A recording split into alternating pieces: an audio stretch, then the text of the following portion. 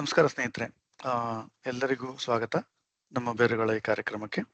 ಇದು ಮಾಸಿಕ ಕಾರ್ಯಕ್ರಮ ರಾಮಾಯಣ ಕಥಾ ಸರಣಿ.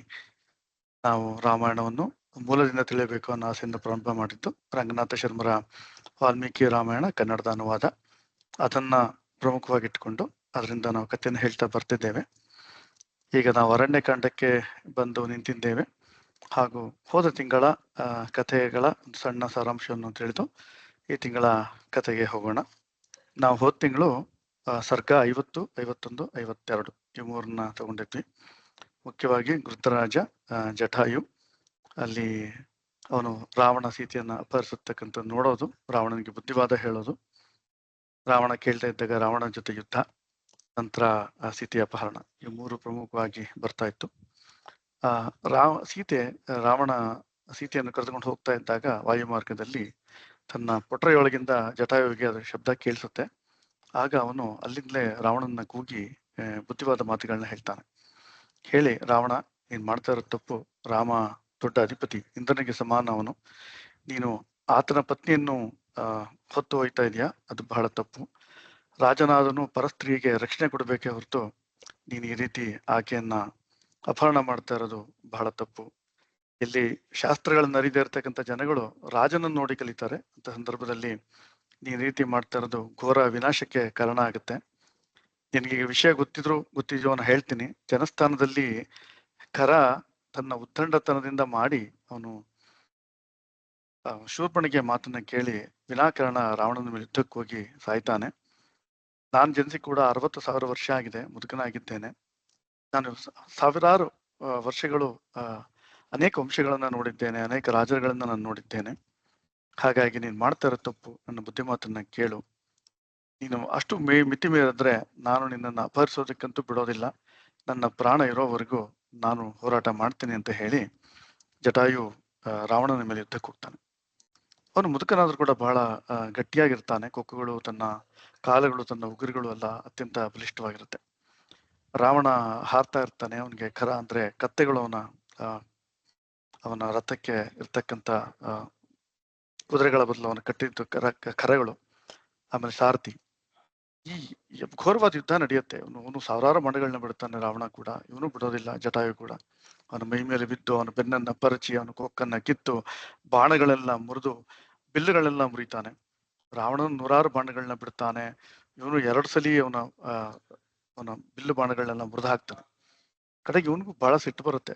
ತನ್ನ ಭಾವನೆಗಳನ್ನೆಲ್ಲ ಕೊಡುಕೊಂಡು ಮಾಡ್ಕೊಂಡು ಜಟಾಯು ಯುದ್ಧಕ್ಕೆ ಮತ್ತೆ ಮತ್ತೆ ಬರ್ತಾ ಇರ್ತಾನೆ ಇದ್ದದ್ದು. ಕಡೆಗೆ ಅವನಿಗೂ ಸಿಟ್ಟು ಬಂದು ಅವನ ಛತ್ರ ಚಾಮರಗಳನ್ನೆಲ್ಲ ಮುರಿದು ಹಾಕಿ ಅವನ ಕರಗಳನ್ನೆಲ್ಲ ಕುಂದು ಬಿಡ್ತಾನೆ. ಕರ ಅಂತ ಅವನ ಕತ್ತೆಗಳನ್ನೆಲ್ಲ ಕೊಂದು ಕಡೆಗೆ ಅವನ ಸಾರಥಿಯನ್ನು ಕೂಡ ಕೊಲ್ತಾನೆ. ರಾವಣ ನೆಲದ ಮೇಲೆ ಬರುತ್ತೆ. ಆದ್ರೂ ಕೂಡ ಅವನ ಸೀತೆಯನ್ನು ತನ್ನ ಸೊಂಟದಲ್ಲೇ ಕಟ್ಕೊಂಡು ಯುದ್ಧ ಮಾಡ್ತಾ ಇರ್ತಾನೆ. ಇವನು ಜಟಾಯು ಬಹಳ ಜೋರಾಗಿ ಅವನ ಬೆನ್ನ ಮೇಲೆಲ್ಲ ಪರ್ಚಿ ಕುಕ್ಕಿ ಎಲ್ಲ ಮಾಡಿ ರಕ್ತ ಬರೋ ಹಾಗೆ ಮಾಡ್ತಾನೆ. ರಾವಣನಿಗೆ ಸಿಟ್ಟು ಬರುತ್ತೆ. ಸಿಟ್ಟು ಬಂದವನು ಏನ್ ಮಾಡ್ತಾನೆ ಅಂದ್ರೆ ಸೀತೆಯನ್ನ ನೆಲದ ಮೇಲೆ ಬಿಟ್ಟು ಇವನು ಜೋರಾಗಿ ಇವನ ಜೊತೆ ಯುದ್ಧ ಮಾಡಕ್ಕೆ ಇಳಿತಾನೆ. ತನ್ನ ಶಕ್ತಿಯನ್ನು ಅಪಾರವಾಗಿ ತೋರಿಸ್ತಾನೆ. ಅವನ 10 ತಲೆಗಳು, 20 ಕೈಗಳು ಎಲ್ಲವೂ ಜೋರಾಗಿ ಅವನು ತನ್ನ ಶಕ್ತಿ ಮೀರಿ ಅವನು ಯುದ್ಧ ಮಾಡಿ ಅವನ ಜಟಾಯು 2 ಕಾಲುಗಳನ್ನು 2 ರೆಕ್ಕೆಗಳನ್ನ ಕತ್ತರಿಸಿ ಹಾಕ್ಬಿಡ್ತಾನೆ. ಜಟಾಯು ಮರಣಶಯದಲ್ಲಿ ನೆಲದ ಮೇಲೆ ಬೀಳ್ತಾನೆ. ಸೀತೆ ಅದನ್ನ ಅಪ್ಪಿಕೊಂಡು ಅಳಲಿಕ್ಕೆ ಪ್ರಾರಂಭ ಮಾಡ್ತಾಳೆ. ಅವಳು ಯೋಚನೆ ಮಾಡ್ತಾಳೆ, ನೋಡು, ಈ ನನ್ನ ಕಷ್ಟ ಕಾಲದಲ್ಲಿ ಇದ್ದಾಗ ನನಗೆ ಬಂದದ್ದು ನೀನೇ. ಎಷ್ಟು ಅಶುಭ ಸೂಚಿಗಳು ನಮಗೆ ಕಾಣಿಸ್ತು ಕಡೆಯ ಕೆಲವು ಕ್ಷಣಗಳಿಂದ. ಬಹುಶಃ ರಾಮಲಕ್ಷ್ಮಣರ ಕಡೆ ಗಮನ ಕೊಡಬೇಕಾಗಿತ್ತು. ಬಹಳ ಕಷ್ಟ ಸ್ಥಿತಿಯಲ್ಲಿದ್ದೀನಿ ನಾನು ಅಂತ ಹೇಳಿ ಅಲ್ಲಿಯೇ ಸಿಕ್ಕ ಬಳ್ಳಿಗಳನ್ನ ಹಿಡಿದು ಜೋರಾಗಿ ಹೇಳ್ತಾ, ಮರಗಳನ್ನ ಹಿಡಿದು ಅಳ್ತಾ ರಾಮ ಲಕ್ಷ್ಮಣ ಅಂತ ಜೋರಾಗಿ ಕೂಗ್ತಾ ಇರ್ತಾಳೆ. ರಾವಣನು ಬಿಡೋದಿಲ್ಲ. ಅವಳ ಹಿಂದೆಯೇ ಹೋಗ್ತಾನೆ. ಅವಳು ಹಿಡಿದು ಎಳಿತಾನೆ. ಅವಳ ತಲೆಯ ಕೂದಲ ಹಿಂದ್ಗಡೆಯಿಂದ ಜೋರಾಗಿ ಹಿಡಿದು ಎಳಿತಾನೆ. ರಾವಣ ಅವಳ ತಲೆ ಕೂದಲನ್ನ ಹಿಡಿದು ಎಳೆದಾಕ್ಷಣವೇ ಅವನು ಘೋರ ಪಾಪಕ್ಕೆ ಬಿದ್ದಂಗಾಗತ್ತೆ. ಅತ್ತ ಬ್ರಹ್ಮನಿಗೆ ಆ ಸೂಚನೆ ಹೋಗುತ್ತೆ. ಬ್ರಹ್ಮ ಕೂಡ ಹೇಳ್ತಾನೆ, ಆಯ್ತು, ವಿನಾಶ ಕಾಲ ಬಂತು, ನಾನು ಅನ್ಕೊಂಡಿದ್ದ ಕೆಲಸ ಸಾಧಿಸ್ತು ಅಂತ ಬ್ರಹ್ಮನೇ ಕೂಡ ಅನ್ಸುತ್ತೆ. ಇತ್ತ ಮಹರ್ಷಿಗಳು, ಅನೇಕ ದೇವತೆಗಳಿಗೆಲ್ಲ ದುಃಖ ಆಗುತ್ತೆ. ಜೊತೆಗೆ ಒಂದು ಕಡೆಗೆ ರಾವಣನ ಅಂತ್ಯ ಸಮೀಪಿಸ್ತಾ ಇದೆ ಅನ್ನೋ ಒಂದು ಮನಸ್ಸಿಗೆ ತೃಪ್ತಿ ಕೂಡ ಸಿಗತ್ತೆ. ಈ ಮಧ್ಯದಲ್ಲಿ ರಾವಣ ಆಕೆಯನ್ನ ಎತ್ತುಕೊಂಡು ಗಗನ ಮಾರ್ಗವಾಗಿ ತನ್ನ ಕಂಕಳಲ್ಲಿ ತಗೊಂಡು ಹೊರಡ್ತಾನೆ. ಆಕೆ ಪಾರ್ಶ್ವದಲ್ಲಿ ಇರ್ತಾಳೆ. ಜೋರಾಗಿ ದುಃಖಿತಳಾಗಿರ್ತಾಳೆ. ಕೆಳಗುಂದಿರುತ್ತೆ ಅವಳ ಶರೀರ. ಅವಳ ಕೆಲವೊಂದು ಆಭರಣಗಳು ಕೂಡ ಕೆಳಗೆ ಬೀಳುತ್ತೆ ಆ ಸಂದರ್ಭದಲ್ಲಿ. ಒಂದು ರೀತಿಯ ಕಪ್ಪು ಗಜ, ಒಂಥರ ಕಪ್ಪು ಒಂದು ಇವಳು ಬೆಳ್ಳಿಯ ಪಟ್ಟಿ ಅಂತೆ ಅವನ ಜೊತೆ ಹೋಗ್ತಾ ಇರ್ತಾಳೆ. ಅತ್ತ ಕಡೆ ಹೋಗ್ತಾ ಇದ್ದಾಗ ಇತ್ತ ಕಡೆ ತಾವರೆಗಳು ಒಂಥರ ಬಾಡುತ್ತವೆ. ಅನೇಕ ಮೃಗ ಪಕ್ಷಿಗಳು ರಾವಣನ ಹಿಂದೆಯೇ ಹೋಗೋ ಪ್ರಯತ್ನ ಮಾಡುತ್ತವೆ. ಸೂರ್ಯ ಕೂಡ ಒಂದು ಕ್ಷಣಕ್ಕೆ ಕಳೆಗುಂತಾನೆ. ಆಕೆ ರಾಮ ಲಕ್ಷ್ಮಣ ಅಂತ ಕೂಗ್ತಾ ಜೋರಾಗಿ ತುಕ್ಕಿತಳಾಗಿ ರಾವಣನ ಒಂದರ ಬಾಹುವಿನಲ್ಲಿ ಬಂಧಿತಳಾಗಿ ಅವನಿಂದ ಹೋಗ್ತಾ ಇರ್ತಾಳೆ. ಸೊ ಇಲ್ಲಿಗೆ ನಮ್ಮ ಸರ್ಗ 52 ಮುಗಿದಿತ್ತು ಹೋದ ತಿಂಗಳು. ಈಗ ಅಲ್ಲಿಂದ ಮುಂದಕ್ಕೆ ಇವತ್ತಿನ ಕಥೆಯನ್ನು ಕೇಳೋ ಸಮಯ.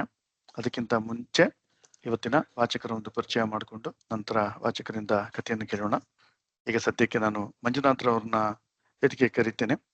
ಮಂಜುನಾಥ್, ಇಲ್ಲಿಂದ ವಾಚಕರ ಪರಿಚಯ ಮಾಡಿಕೊಡಿ. ಧನ್ಯವಾದ ಸರ್. ಎಲ್ಲರಿಗೂ ನಮಸ್ಕಾರ.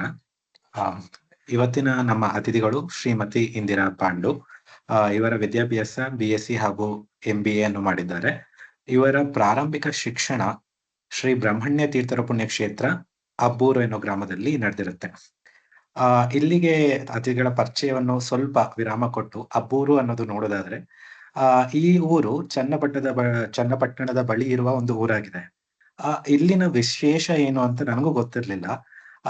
ಈ ಕಳಿಸಿದಾರಲ್ಲ ಅಂತ ನೋಡಿದಾಗ ಇಲ್ಲಿನ ವಿಶೇಷತೆ ಬಹಳಷ್ಟಿದೆ. ಏನಕ್ಕಂದ್ರೆ ನಮ್ಮ ವ್ಯಾಸರಾಜರು ಇದಾರಲ್ಲ, ಅವರ ಗುರುಗಳಾದವರು ಶ್ರೀ ಬ್ರಹ್ಮಣ್ಯ ತೀರ್ಥರು. ನಮ್ಮ ಮಧ್ವ ಪರಂಪರೆಯಲ್ಲಿ ಬರುವ ಗುರುಗಳಲ್ಲಿ 11ನೇ ಪೀಠಾಧಿಪತಿಗಳಾಗಿದ್ದವರು ಬ್ರಹ್ಮಣ್ಯ ತೀರ್ಥರು. ಇವರ ಒಂದು ಮೂಲ ನೋಡೋದಾದ್ರೆ ಶ್ರೀ ಮಧ್ವರು ಹೀಗೆ ತಮ್ಮ ಚಾತುರ್ಮಾಸ ಸಮಯದಲ್ಲಿ ತಲಕಾವರಿಗೆ ಬಂದಿದ್ದಾಗ ಷಷ್ಟಿಕ ಕುಟುಂಬದವರು ಏನ್ ಮಾಡ್ತಾರೆ, ಗುರುಗಳ ಹತ್ರ ಬಂದು ನಮಗೆ ಒಂದು ಮುದ್ರಧಾರಣೆಯನ್ನು ಕೊಡಬೇಕು ಅಂತ ಕೇಳ್ಕೊಂಡಾಗ ಅವರು ಒಂದಷ್ಟು ಕುಟುಂಬಗಳಿಗೆ ಮುದ್ರಧಾರಣೆಯನ್ನು ಮಾಡ್ತಾರೆ. ಅದರಲ್ಲಿ ಒಂದು ವಂಶಜರು ಶ್ರೀ ರಾಮಾಚಾರ್ಯರು ಅನ್ನುವರು ತಲಕಾವರಿಯ ಭಾಗದಿಂದ ಈ ಅಬ್ಬೂರು ಎನ್ನುವ ಗ್ರಾಮಕ್ಕೆ ಬಂದು ನೆಲೆಸ್ತಾರೆ. ಅಲ್ಲಿ ತಮ್ಮ ಕರ್ತವ್ಯಗಳನ್ನು ನಿರ್ವಹಿಸ್ತಾ ಅಲ್ಲಿ ಇದ್ದ ಪೀಠಾಧಿಪತಿಗಳ ಬಳಿ ಸೇವೆಯನ್ನು ಮಾಡಿದಾಗ, ಅವರ ಬಳಿ ಪ್ರಾರ್ಥನೆಯನ್ನು ಮಾಡಿದಾಗ ಅವರ ವರದಿಂದ ಹುಟ್ಟಿದ ಒಂದು ಮಗುವೆ ಸೂರ್ಯನ ಉಳ್ಳವಂತ ಮಗು ಜನನವಾಗಿರುತ್ತೆ. ಆ ಮಗುವಿಗೆ ನರಸಿಂಹ ಎನ್ನುವ ಹೆಸರನ್ನು ಇಡ್ತಾರೆ. ಮುಂದೆ ಇವರೇ ನಮ್ಮ ಬ್ರಹ್ಮಣ್ಯ ತೀರ್ಥರಾಗಿ ಅಬ್ಬೂರಿನಲ್ಲಿ ತಮ್ಮ ಪೀಠಾಧಿಪತಿಯನ್ನು ನಡೆಸ್ತಾ ಶ್ರೀ ಮಧ್ವ ಪರಂಪರೆಯ ವ್ಯಾಸಪೀಠದ 11ನೇ ಪೀಠಾಧಿಪತಿಗಳಾಗಿ ನಡೆಸ್ತಾರೆ. ಇದು ಅಲ್ಲಿನ ಒಂದು ವಿಶೇಷತೆ. ನಮ್ಮೆಲ್ಲರಿಗೂ ಒಂದು ತಿಳಿದುಕೊಟ್ಟಂತ ಮಾಹಿತಿ ಮೇಡಮ್ ಅವರ ಪರಿಚಯದಿಂದ. ಅದರ ಜೊತೆಗೆ ವಿಶೇಷ ಏನಂದ್ರೆ, ಅದರ ನಂತರ ಬರುವ ವ್ಯಾಸರಾಜರಿಗೆ ಅವರ ವಿದ್ಯಾಭ್ಯಾಸ ಅಬ್ಬೂರಿನಲ್ಲೇ ನಡೆದಿತ್ತು. ಬ್ರಹ್ಮಣ್ಯ ತೀರ್ಥರು ವ್ಯಾಸರಾಜರ ಗುರುಗಳಾಗಿ ಇರ್ತಾರೆ. ಮತ್ತೆ ಬ್ರಹ್ಮಣ್ಯ ತೀರ್ಥರ ಇನ್ನೂ ವಿಶೇಷತೆ ಏನಂದ್ರೆ, ವ್ಯಾಸರಾಜರು ಹೇಗೆ ಇವರ ಶಿಷ್ಯರಾಗ್ತಾರೆ ಅಂದ್ರೆ, ಇವರು ಕದರಿಯಲ್ಲಿ ನರಸಿಂಹನ ದರ್ಶನವನ್ನು ಮಾಡಿ ನನಗೆ ಮುಂದಿನ ಶಿಷ್ಯನಾಗಿ ಯಾರು ಒಂದು ಉತ್ತಮವಾದ ಒಂದು ವ್ಯಕ್ತಿ ಬೇಕು ಅಂತ ಕೇಳ್ಕೊಂಡಾಗ, ಹಾಗೆ ಮೈಸೂರಿನ ಬನ್ನೂರಿನ ಬಳಿ ಬಂದಾಗ ಒಂದು ಇದೇ ರಾಮಾಚಾರ್ಯದ ಕುಟುಂಬದವರಿಗೆ ಒಂದು ವಿಧವೆಗೆ ಅವ್ರಿಗೆ ಸುದೀರ್ಘ ಸುಮಂಗಲಿ ಭವ ಅಂತ ಆಶೀರ್ವಾದ ಮಾಡ್ತಾರಂತೆ. ಅದರಿಂದ ತನ್ನ ಗಂಡ ಮತ್ತೆ ಜನಿಸಿ ಅವರಿಗೆ ಹುಟ್ಟುವ ಮಗನೇ ಮುಂದೆ ವ್ಯಾಸರಾಜರಾಗಿ ನಮ್ಮ ಮಧ್ವ ಪರಂಪರೆಯನ್ನು ಮುಂದಕ್ಕೆ ತಗೊಂಡು ಹೋಗ್ತಾರೆ. ಹಾಗೆ ನಾವು ಈಗ ನೋಡುವ ಪಂಡರಾಪುರದ ವಿಠಲನ ವಿಗ್ರಹವೂ ಕೂಡ ಬ್ರಹ್ಮಣ್ಯ ತೀರ್ಥರಿಗೆ ಸಿಕ್ಕಿ ಅವರು ಪ್ರತಿಷ್ಠಾಪನೆ ಮಾಡಿದ್ದಾರೆ ಅನ್ನೋದು ವಿಶೇಷ. ನಾನು ಒಂದ್ ಕಡೆ ಅನ್ಕೋತೀನಿ, ಎಲ್ಲವೂ ಯಥಶ್ಚಿತ್ತಾಗಿ ಒಂದೇ ಸತಿ ಸಿಂಕ್ ಆಗುತ್ತೆ ಅಂತ. ಯಾಕಂದ್ರೆ ಇವತ್ತಿನಿಂದ ದೇವಶಯನ ಏಕಾದಶಿ, ಒಂದು ಶ್ರೀ ಮಹಾವಿಷ್ಣು ತನ್ನ ಯೋಗ ನಿದ್ರೆಗೆ ಹೋಗುವಂತ ದಿನ. ಅಂಥ ದಿನ ಇವತ್ತಿನ ಒಂದು ರಾಮಾಯಣದ ಸಭೆಯನ್ನು ಮಾಡ್ತಾ ಶ್ರೀ ಬ್ರಹ್ಮಣ್ಯ ತೀರ್ಥರ ಬಗ್ಗೆ ಕೂಡ ತಿಳ್ಕೊಂಡಿದೀವಿ. ಮೇಡಮ್ಮಿನ ಒಂದು ಪರಿಚಯದಲ್ಲಿ ಕಳಿಸಿದ್ರಿಂದ ಇದು ಒಂದು ಮಾಹಿತಿ ಎಲ್ಲರಿಗೆ ಸಿಕ್ಕಂತಾಗುತ್ತೆ. ಧನ್ಯವಾದ. ಹಾಗೆ ಅತಿಥಿಗಳ ಪರಿಚಯ ನೋಡೋದಾದ್ರೆ, ಇವರ ಪ್ರಾರಂಭಿಕ ಶಿಕ್ಷಣ ಅಬ್ಬೂರಿನಲ್ಲಿ ನಡೆದಿತ್ತು. ಇವರ ತಂದೆ ಕೃಷ್ಣಮೂರ್ತಿ ಹಾಗೂ ತಾಯಿ ರಾಧಾ ಅವರಾಗಿರ್ತಾರೆ. ಅದಾದ ನಂತರ ಇವರು ತಮ್ಮ ಉದ್ಯೋಗದಲ್ಲಿ BSN ನಲ್ಲಿ ಸಬ್ ಡಿವಿಷನಲ್ ಇಂಜಿನಿಯರ್ ಆಗಿ ತಮ್ಮ ವೃತ್ತಿಯನ್ನು ನಿರ್ವಹಿಸುತ್ತಾ ಆ ಕ್ಷೇತ್ರದಲ್ಲೂ ಕೂಡ ಬಹಳಷ್ಟು ವಿವಿಧ ಕ್ಷೇತ್ರಗಳಾದ QA, bulk testing, technical specification, evaluation testing, infrastructure assessment ಅಂದ್ರೆ ನಾವು ಈಗಿನ IT ಉದ್ಯಮದಲ್ಲಿ ಬಹಳಷ್ಟು ವಿಧವಾಗಿ ಯಾವ ಡೊಮೈನ್ ಇದೆ ಅಂತ ವಿಭಾಗಗಳಲ್ಲಿ BSNL ಅಲ್ಲಿ ಆಗಲೇ ಇವರು ಕಾರ್ಯನಿರ್ವಹಣೆಯನ್ನು ಮಾಡಿ 39 ವರ್ಷಗಳ ಸೇವೆಯನ್ನು ಸಲ್ಲಿಸಿ ನಿವೃತ್ತ ಜೀವನವನ್ನು ನಡೆಸ್ತಾ ಇದ್ದಾರೆ. ಇವರು ಈಗ ಪ್ರಸ್ತುತವಾಗಿ ಮೈಸೂರು ರೋಡಿನ ಸಲಾಪುರಿಯ ಸತ್ವ ಎನ್ನುವ ಅಪಾರ್ಟ್ಮೆಂಟ್ ನಲ್ಲಿ ವಾಸವಾಗಿದ್ದಾರೆ. ಇವರ ಪತಿ ಶ್ರೀ ಪಾಂಡುರಂಗ ರಾವ್ ಆಗಿದ್ದಾರೆ. ಹಾಗೆ ಇವರಿಗೆ ಇಬ್ಬರು ಹೆಣ್ಣು ಮಕ್ಕಳಾಗಿದ್ದು ಅವರಿಗೆ ಮದುವೆಯಾಗಿ ಆಸ್ಟ್ರೇಲಿಯಾ ಹಾಗೂ ಅಮೆರಿಕದಲ್ಲಿ ವಾಸವಾಗಿದ್ದಾರೆ. ಇವರಿಗೆ ಮುದ್ದಾದಂತ 4 ಮೊಮ್ಮಕ್ಕಳಿದ್ದಾರೆ. ಇವರು ಬಹಳಷ್ಟು ಫ್ಯಾಮಿಲಿ ಓರಿಯೆಂಟೆಡ್ ಅಂದ್ರೆ ಕುಟುಂಬದೊಂದಿಗೆ ಬಹಳಷ್ಟು ಸಮಯವನ್ನು ಕಳೆದು ಅವರಿಗೆ ತುಂಬಾ ಇಷ್ಟವಾಗುತ್ತೆ. ಹಾಗೂ ಚಿಗುರು ವಾಕ್ಪ್ರಿಯರು ಆ ತಂಡದಲ್ಲಿ ಬಹಳಷ್ಟು ಸಕ್ರಿಯವಾಗಿ ಸಭೆಗಳನ್ನು ನಡೆಸ್ಕೊಳ್ತಾ ಅದರಲ್ಲಿ ಭಾಗವಹಿಸ್ತಾ ಬರ್ತಾ ಇದ್ದಾರೆ. ನಮ್ಮೆಲ್ಲರಿಗೂ ಗೊತ್ತಿರುವ ಅತಿಥಿಗಳೇ, ಇವರಿಂದ ಇವತ್ತಿನ ರಾಮಾಯಣ ಸಭೆಯ ಭಾಷಣವನ್ನು ಕೇಳುತ್ತಾ ಅಂತ ಹೇಳ್ತಾ ಇಂದಿರಾ ಪಾಂಡೂರ್ ಅವರಿಗೆ ನಮ್ಮ ಬೆರಗುಗಳು ತಂಡಗಳಿಂದ ಸ್ವಾಗತವನ್ನು ಕೋರುತ್ತಾ ವೇದಿಕೆ ನಿಮ್ಗೆ ಬಿಟ್ಕೊಡ್ತೀನಿ ಮೇಡಮ್. ಧನ್ಯವಾದಗಳು. ನಮಸ್ಕಾರ. ಶ್ರೀರಾಮ ರಾಮ ರಾಮೇತಿ ರಮೇ ರಾಮೇ ಮನೋರಮೆ ಸಹಸ್ರನಾಮ ತತ್ತುಲ್ಯಂ ರಾಮನಾಮ ವರಾನನೆ. ನಮ್ಮ ಬೇರುಗಳು ತಂಡದ ಎಲ್ಲ ಸದಸ್ಯರಿಗೂ ಮತ್ತು ಎಲ್ಲ ಸಹೃದಯ ಕೇಳುಗರಿಗೂ ನಮಸ್ಕಾರಗಳು. ಮಂಜುನಾಥ್, ನೀವು ನೀಡಿದ ಅಬ್ಬೂರು ಬ್ರಹ್ಮಣ್ಯ ತೀರ್ಥರ ಸವಿವರಣೆ ತುಂಬಾ ಚೆನ್ನಾಗಿತ್ತು, ಸಮಯೋಚಿತವಾಗಿತ್ತು. ಇದಕ್ಕೆ ನಿಮಗೆ ವಂದನೆಗಳು.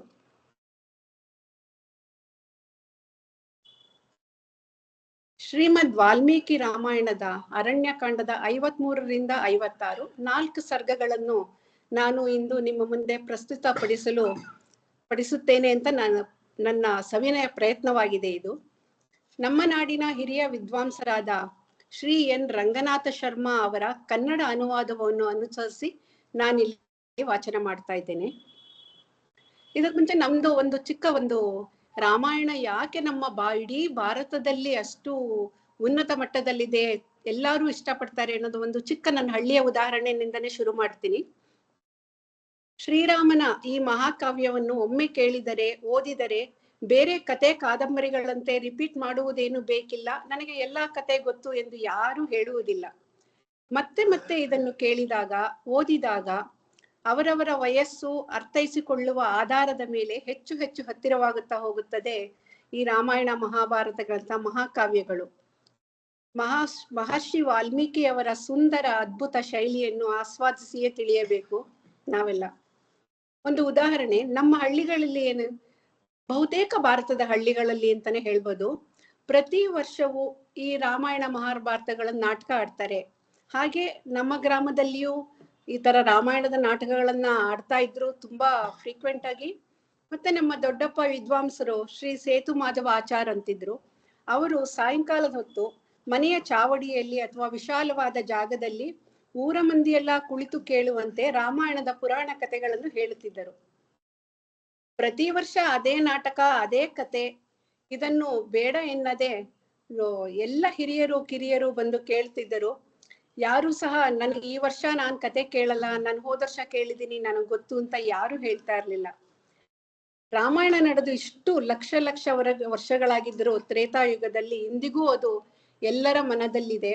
ಎಲ್ಲರೂ ರಾಮಾಯಣದ ವ್ಯಕ್ತಿಗಳನ್ನು, ಅಂದ್ರೆ ಅವರು ಶ್ರೀರಾಮ ಆಗಿರ್ಬೋದು, ಸೀತೆ, ಲಕ್ಷ್ಮಣ, ಈ ಕತೆಗಳೆಲ್ಲ ಕೇಳುವಾಗ ಅವರು ಎಲ್ಲೋ ನಮ್ಮೂರ್ನಲ್ಲೇ ಇದ್ದಾರೇನೋ, ನಾವೇ ಅವ್ರ ರಾಜ್ಯದಲ್ಲಿ ಇದ್ದೀವೇನೋ, ಅವ್ರಿಗೆ ಇಷ್ಟೊಂದು ಕಷ್ಟ ಆಗ್ತಾ ಇದೆ ಸೀತಾಮಾತೆಗೆ ರಾಮಗೆ ಅನ್ಬಿಟ್ಟು ಎಲ್ಲರೂ ಪ್ರತಿ ಸಲಿ ಕತೆ ಕೇಳುವಾಗ್ಲೂ ನೋಡುವಾಗ್ಲೂ ಓದುವಾಗ್ಲೂ ಕಣ್ಣೀರಿಡೋದನ್ನ ನಾವ್ ಎಷ್ಟೋ ಜನ ನೋಡಿದೀವಿ. ಈ ತರ ನಮ್ಮ ವಾಲ್ಮೀಕಿ ಮಹರ್ಷಿಯರು ರಚಿಸಿರುವ ಈ ಮಹಾಕಾವ್ಯವನ್ನ ನಾನಿವತ್ತು ನಿಮ್ಮ ಮುಂದೆ ಇಡ್ತಾ ಇದ್ದೀನಿ. 53ನೇ ಸರ್ಗ. ತ್ರಿಪಂಚಾಶಃ ಸರ್ಗಃ. ಕಮುತ್ವತಂತಂ ತಂ ದೃಷ್ಟ್ವಾ ಮೈಥಿಲಿ ಜನಕಾತ್ಮಜ ದುಃಖಿತ ಪರಮೋದ್ವಿಗ್ನ ಭಯೇ ಮಹತಿ ವರ್ತಿನಿ. ರೋಷರೋಧನ ತಾಮ್ರಾಕ್ಷಿ ಭೀಮಾಕ್ಷಂ ರಾಕ್ಷಸಾಧಿಪಂ ರುದತಿ ಕರುಣಂ ಸೀತಾ ಹಿರಿಯಮಾಣೇದ ಮಬ್ರವೀತ್. ಹಿಂದಿನ ಸರ್ಗಗಳ ಕಥೆಯ ಪಕ್ಷಿನೋಟವನ್ನು ಶ್ರೀ ನರಸಿಂಹ ಪ್ರಸಾದ್ ಅವರು ತುಂಬಾ ಚೆನ್ನಾಗಿ ನಮ್ಗೆ ತಿಳಿಸ್ಕೊಟ್ಟಿದ್ದಾರೆ. ಸೀತೆಯ ಅಪಹರಣ ಆಗಿದೆ ಈಗಾಗ್ಲೇ. ಆಕೆ ಆಕಾಶ ಮಾರ್ಗದಲ್ಲಿ ರಾವಣ ಕೊಂಡೊಯ್ತಾ ಇರುವಾಗ ಕಂಗೆಟ್ಟು ದುಃಖದಿಂದ ಭೂಮಿಯ ಕಡೆ ಮತ್ತೆ ಮತ್ತೆ ನೋಡ್ತಾ ಇದ್ದಾಳೆ. ಅವಳು ಭಯದಿಂದ ನಡುಗ್ತಿದ್ದಾಳೆ. ಭಯ ಮಾತ್ರ ಅಲ್ಲ, ಅವಳ ಕಣ್ಣಲ್ಲಿ ರೋಷ ತುಂಬಿ ನೇತ್ರಗಳು ಕೆಂಪಾಗಿದ್ದುವಂತೆ. ಮನಮಡಿಯಂತೆ ಅಳುತ್ತಾ ಅವಳು ಹೀಗೆ ಹೇಳ್ತಾಳೆ. ಇಲ್ಲಿ ನಾವು ಹೇಳ್ಬೇಕಾದಂದ್ರೆ ನಾನು ಎಷ್ಟು ಎಲ್ಲರಿಗೂ ಇದು ಗೊತ್ತಿರೋ ವಿಷಯ. ಸೀತೆ ಇಲ್ಲಿ ತಾನು ದೇವತೆಯಾಗಿ ಅವಳಿಗೆ ಮಹಾನ್ ಶಕ್ತಿ ಇರಬಹುದು, ಆದ್ರೆ ಅವಳು ಒಂದು ಸಾಮಾನ್ಯ ಸ್ತ್ರೀ ಹೇಗೆ ನಡ್ಕೋತಾರೋ ಇಂತಹ ಸಂದರ್ಭದಲ್ಲಿ ಅದೇ ರೀತಿ ಅವಳು ನಡ್ಕೋತಾಳೆ. ಎಲ್ಲಿ ಹೇಗೆ ನಡ್ಕೊಳ್ಬೇಕು ಸಾಮಾನ್ಯ ಸ್ತ್ರೀ ಅನ್ನೋದನ್ನ ನಾವು ಸೀತೆ ನೋಡಿ ಕಲಿಬೇಕಾಗಿದೆ. ಅವಳು ರಾವಣನಿಗೆ ಹೀಗೆ ಹೇಳ್ತಾಳೆ, ಎಲ ನೀಚ ರಾವಣ, ನಾನು ಒಂಟಿಯಾಗಿರುವೆನೆಂದು ತಿಳಿದು ನನ್ನನ್ನು ಕದ್ದುಕೊಂಡು ಹೋಗುತ್ತಿರುವೆಯಲ್ಲ. ಈ ಹೇಳಿ ಕೆಲಸದಿಂದ ನಿನಗೆ ನಾಚಿಕೆ ಆಗುವುದಿಲ್ಲವೇ? ದುರಾತ್ಮ, ನೀನು ನನ್ನನ್ನು ಅಪಹರಿಸಲು ಮೊದಲೇ ಹೊಂಚು ಹಾಕಿದ್ದೆ. ಅದಕ್ಕಾಗಿಯೇ ನೀನು ಮಾಯಾಮೃಗವನ್ನು ಬಿಟ್ಟು ನನ್ನ ಪತಿ ಶ್ರೀರಾಮ ಅದರ ಹಿಂದೆ ಹೋಗುವಂತೆ ನೀನು ಮಾಡಿದ್ದೀಯಾ? ಜೊತೆಗೆ ನನ್ನನ್ನು ಅಪಹರಿಸಿದಾಗ ನನ್ನನ್ನು ಉಳಿಸಲು ಬಂದ ನನ್ನ ಮಾವನವರ ಮಿತ್ರನಾದ ಜಟಾಯುವನ್ನು ನೀನು ಹೊಡೆದು ಘಾಸಿ ಮಾಡಿದ್ದೀಯಾ? ನೀನೊಬ್ಬ ಅಧಮ. ನೀನು ರಣರಂಗದಲ್ಲಿ ಹೋರಾಡಿ ಜಯಿಸಿದ್ದೀಯಾ? ಇಲ್ಲ. ನಿನ್ನ ನೀಚ ಕೃತ್ಯದಿಂದ ನಿನಗೆ ನಾಚಿಕೆಯಾಗುತ್ತಿಲ್ಲವೇ? ಪರಸ್ತ್ರೀಯರಲ್ಲೂ ಅಂದ್ರೆ ಏಕಾಂಗಿಯಾಗಿರುವ ಸ್ತ್ರೀಯನ್ನ ಮುಟ್ಟಬಾರ್ದು, ಯಾವುದೇ ತೊಂದರೆ ಕೊಡಬಾರ್ದು ಅನ್ನೋದು ಅಂದಿಗೂ ಇಂದಿಗೂ ಬಹಳ ತಿಳಿದುಕೊಳ್ಬೇಕಾದ ವಿಷಯ. ಏಕಾಂಗಿಯಾದವಳನ್ನು ನೀನು ಕದಿಯಬಹುದೇ? ಶೂರನೆಂದು ತಿಳ್ಕೊಂಡಿದ್ಯಾ ಅಷ್ಟೇ, ನೀನು ಮಹಾ ಕ್ರೂರ ಧರ್ಮ ವಿರುದ್ಧವಾದ ಕಾರ್ಯವನ್ನು ಮಾಡಿದ್ದೀಯಾ ಅಂತ ರಾವಣನ್ನ ಅವಳು ನಿಂದನೆ ಮಾಡ್ತಿರ್ತಾಳೆ. ಜೊತೆಗೆ ಅವಳು ಹೇಳ್ತಾಳೆ, ನೀನೇನು ಮಹಾಪರಾಕ್ರಮಿ ಅಂತ. ಇದಕ್ಕೂ ಮೊದಲು ರಾವಣ ಸೀತೆಯನ್ನು ಅಪಹರಿಸಿ ಮಾರುವೇಷದಲ್ಲಿದ್ದಾಗ, ನಂತರ ಮಾರುವೇಷ ಕಳಚಿ ರಾವಣ ವೇಷಕ್ಕೂ ಬಂದಾಗ್ಲೂ ಸಹ ತನ್ನ ಪರಾಕ್ರಮವನ್ನು ತುಂಬಾ ಕೊಚ್ಕೊಂಡಿರ್ತಾನೆ. ಅದಕ್ಕೆ ಅವಳು ಬೈತಾಳೆ, ನಿನ್ನ ಪರಾಕ್ರಮವೇ, ನಿನ್ನ ಶೌರ್ಯಕ್ಕೆ ಧಿಕ್ಕಾರ. ನಿನ್ನ ಕುಲಕ್ಕೆ ಕೆಟ್ಟ ಹೆಸರು ತಂದ ನಿನ್ನ ನಡತೆಗೆ ಬೆಂಕಿ ಹಾಕಲಿ. ನೀನು ಒಂದ್ ಸ್ವಲ್ಪ ಹೊತ್ತು ತಡ ಇಲ್ಲಿ ನೀನು ಕಾಯಿ. ಶ್ರೀರಾಮಚಂದ್ರನೇನಾದರೂ ಬಂದ್ರೆ ನಿನಗೆ ಉಳಿಗಾಲವಿಲ್ಲ, ಇಲ್ಲೇ ನಿನ್ನನ್ನು ಹತ ಮಾಡುತ್ತಾನೆ ಅಂತ ಹೇಳ್ತಾ ಇರ್ತಾಳೆ. ಅವನಿಗೆ ಅಂದ್ರೆ ಮೊದ್ಲು ಅವಳು ಹೆದರ್ಕೊಂಡಿದ್ರು ಅವನಿಗೆ ಒಂದು ಬೋಧನೆ ಕೊಡೋ ತರನೇ ಮಾತಾಡ್ತಾಳೆ.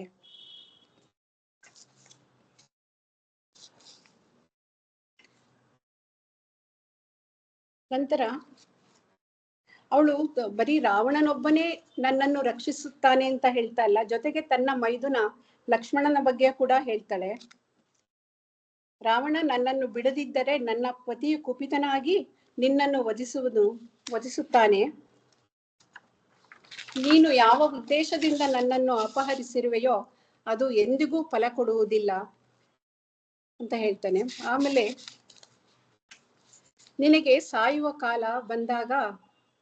ಮನುಷ್ಯ ಸಾಯುವ ಕಾಲ ಬಂದಾಗ ಅಪಾತ್ಯವಾದದನ್ನೇ ಮಾಡ್ತಾನೆ, ನೀನು ಕೂಡ ಅದನ್ನೇ ಮಾಡ್ತಾ ಇದ್ಯಾ. ಮೃತ್ಯುಪಾಶು ಬಂದು ನಿನ್ನ ಕುತ್ತಿಗೆಗೆ ಸುತ್ತಿರುವುದು ನನಗೆ ಕಾಣಿಸುತ್ತಿದೆ. ಇಂತಹ ವಿಪತ್ತಿನ ಕಾಲ ಬಂದಿದ್ದರೂ ನಿನಗೆ ಏನೂ ಭಯವಿಲ್ಲವಲ್ಲ ಎಂದು ಹೇಳುತ್ತಾಳೆ. ಆಮೇಲೆ ಅವಳು ಇಲ್ಲಿ ಒಂದು ಇದು ಕೊಡ್ತಾಳೆ. ಚಿನ್ನದ ಮರಗಳು ನಿನಗೆ ಕಾಣಿಸುತ್ತಿರಬೇಕು, ರಕ್ತಮಯವಾಗಿ ಹರಿಯುವ ಘೋರವಾದ ವೈತರಣಿ ನದಿ ಕೂಡ ನಿನಗೆ ಗೋಚರಿಸುತ್ತಿರಬೇಕು. ಅಂದ್ರೆ ಇದೇನಂದ್ರೆ ಚಿನ್ನದಂತೆ ಗೋಚರಿಸುವ ಮರಗಳೆಲ್ಲ ಹಸಿರಿನಿಂದ ತುಂಬಿರತ್ತೆ. ಆದರೆ ಅಪಶಕುನವಾಗುವಾಗ, ಅಂದ್ರೆ ಕೆಟ್ಟ ಶಕುನದಲ್ಲಿ ಅದೇ ಹಸಿರಿನಿಂದ ತುಂಬಿದ ಗಿಡ ಮರಗಳು ಚಿನ್ನದ ಬಣ್ಣದಲ್ಲಿ ಗೋಚರಿಸುತ್ತವಂತೆ. ಅದೇ ರೀತಿ ವೈತರಣಿ ನದಿಗೆ ಒಂದು ಇತಿಹಾಸ, ಅದರದ್ದು ಏನ್ ಹೇಳ್ತಾರೆ ಅಂತಂದ್ರೆ, ಈ ಮನುಷ್ಯರು ಕಾಲಾನಂತರ ಅವರು ದೈವಾಧೀನರಾದ ನಂತರ ಅವರವರ ಧರ್ಮಕ್ಕೆ, ಅವರವರ ಕರ್ಮಗಳಿಗೆ ಅನುಸಾರವಾಗಿ ವೈತರಣಿ ನದಿಯನ್ನು ದಾಟಿ ಹೋಗ್ತಾರಂತೆ.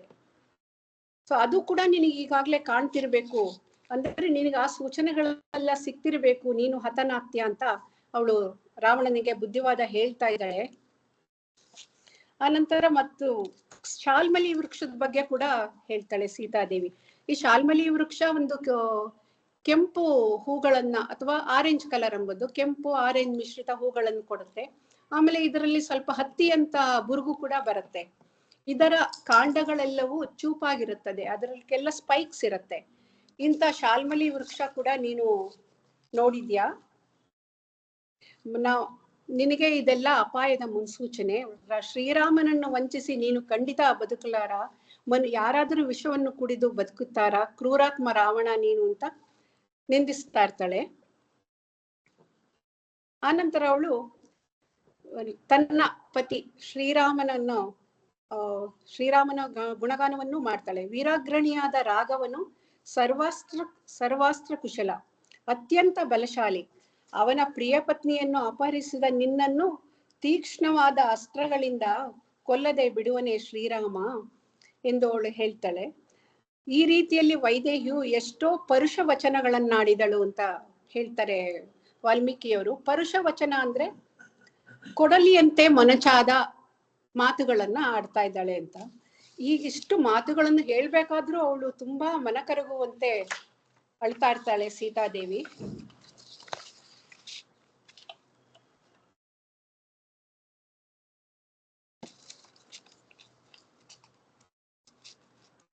ಈ ರೀತಿಯಾಗಿ ಈ ನಮ್ಮ ಈ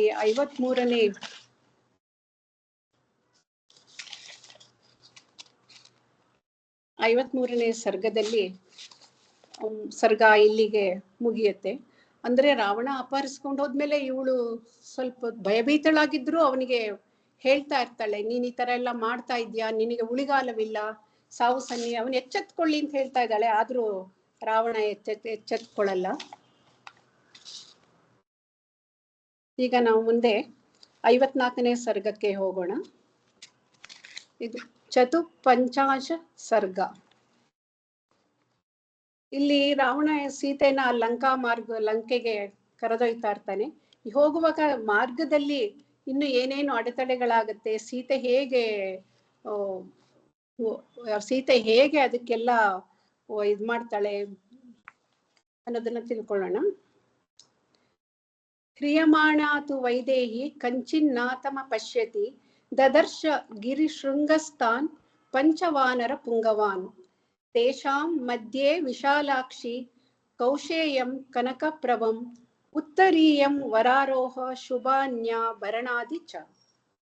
ರಾವಣ ಹೀಗೆ ಸೀತೆಯನ್ನ ಆಕಾಶ ಮಾರ್ಗದಲ್ಲಿ ಕೊಂಡೊಯ್ತಿರುವಾಗ ಅವಳಿಗೆ ಅನ್ಸುತ್ತೆ ಮೇಲೆ, ನನ್ನನ್ನ ರಕ್ಷಿಸಲು ಯಾರು ಕಾಣಿಸ್ತಾ ಇಲ್ವಲ್ಲ ಅಂತ ಅವಳು ಯೋಚನೆ ಮಾಡ್ತಿರ್ತಾಳೆ. ಇಂಥ ಸಮಯದಲ್ಲಿ ಏನಾಗತ್ತೆ, ಋಷ್ಯಮೂಕಗಿರಿ ಅಂತ ಒಂದು ಪರ್ವತ ಇರುತ್ತೆ. ಅದರ ಶಿಖರದ ಮೇಲೆ 5 ವಾನಶ್ರೇಷ್ಠರು ಕುಳಿತಿರ್ತಾರೆ. ಅದು ಸೀತಾದೇವಿಗೆ ಕಾಣಿಸುತ್ತೆ. ಆಗ ಅವರನ್ನ ನೋಡಿಸಿ ಅವಳಿಗೆ ಆ ಸಮಯದಲ್ಲಿ ಒಂದ್ ಸ್ವಲ್ಪ ಸಮಾಧಾನ ಕೂಡ ಆಗತ್ತೆ ಅನ್ಸುತ್ತೆ. ಅವರನ್ನ ನೋಡ್ತಾ ಏನ್ ಮಾಡ್ತಾಳೆ, ಇಲ್ಲಿ ಇವಾಗ ಅವಳ ಬುದ್ಧಿ ಜಾಗೃತವಾಗತ್ತೆ. ಒಂದು ಹೆಣ್ಣು ಕಷ್ಟದಲ್ಲಿರುವಾಗ ಏನೇ ಉಪಾಯಗಳನ್ನ ಮಾಡ್ಬೇಕು ಅಂತ ಅವಳು ಯೋಚನೆ ಮಾಡ್ತಾ ಚಿನ್ನದಂತೆ ಮಿರುಗುತ್ತಿದ್ದ ತನ್ನ ಉತ್ತರೀಯವನ್ನು ಮತ್ತು ಆಭರಣಗಳನ್ನು ಆ ವಾನರರ ಮಧ್ಯೆ ಹಾಕ್ತಾಳೆ. ಅವಳಿಗೆ ಒಂದು ಸೆಕೆಂಡ್.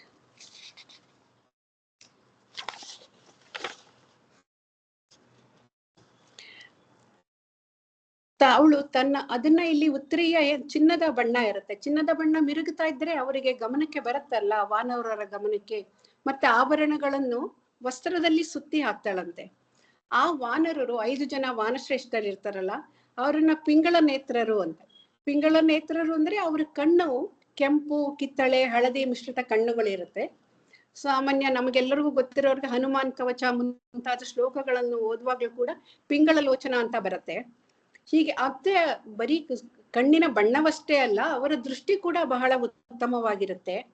ಆ ಪಿಂಗಳ ನೇತ್ರರು ಮೇಲೆ ನೋಡ್ತಾರೆ ಆಕಾಶದತ್ತ. ಯಾಕಂದ್ರೆ ಸೀತಾದೇವಿ ರಾಮ ರಾಮ ಅಂತ ಅರಚುತ್ತಾ ಇರ್ತಾಳೆ, ಪಾಪ ರೋದನೆ ಮಾಡ್ತಿರ್ತಾಳೆ.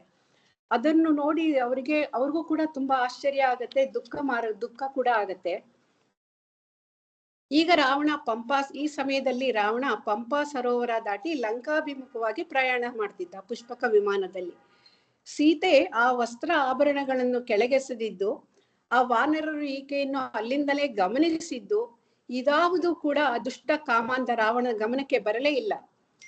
ಇವಾಗ ಇಲ್ಲಿ ಸೀತೆಯ ಉದ್ದೇಶ ಫಲಿಸಿತು ಅನ್ಸತ್ತೆ. ಅವಳಿಗೇನಂದ್ರೆ ಆ ಕಪಿವರ್ಯರು ಶ್ರೀರಾಮನಿಗೆ ಮುಂದೆ ಸುದ್ದಿ ಮುಟ್ಟಿಸ್ತಾರೆ ಅಂತ ಅವಳು ಆಲೋಚನೆಯಾಗಿತ್ತು. ಅದಕ್ಕೆ ತಕ್ಕಂತೆ ಅವಳು ಈ ತರ ಮಾಡಿರ್ತಾಳೆ. ಸೊ ರಾವಣನೂ ಇದನ್ನ ಯಾವುದನ್ನು ಗಮನಿಸೇ ಇದ್ದರೋದ್ರಿಂದ ಸೀತೆಯ ಉದ್ದೇಶ ಇವಾಗ ಸ್ವಲ್ಪ ಮಟ್ಟಿಗೆ ಫಲಿಸಿತು.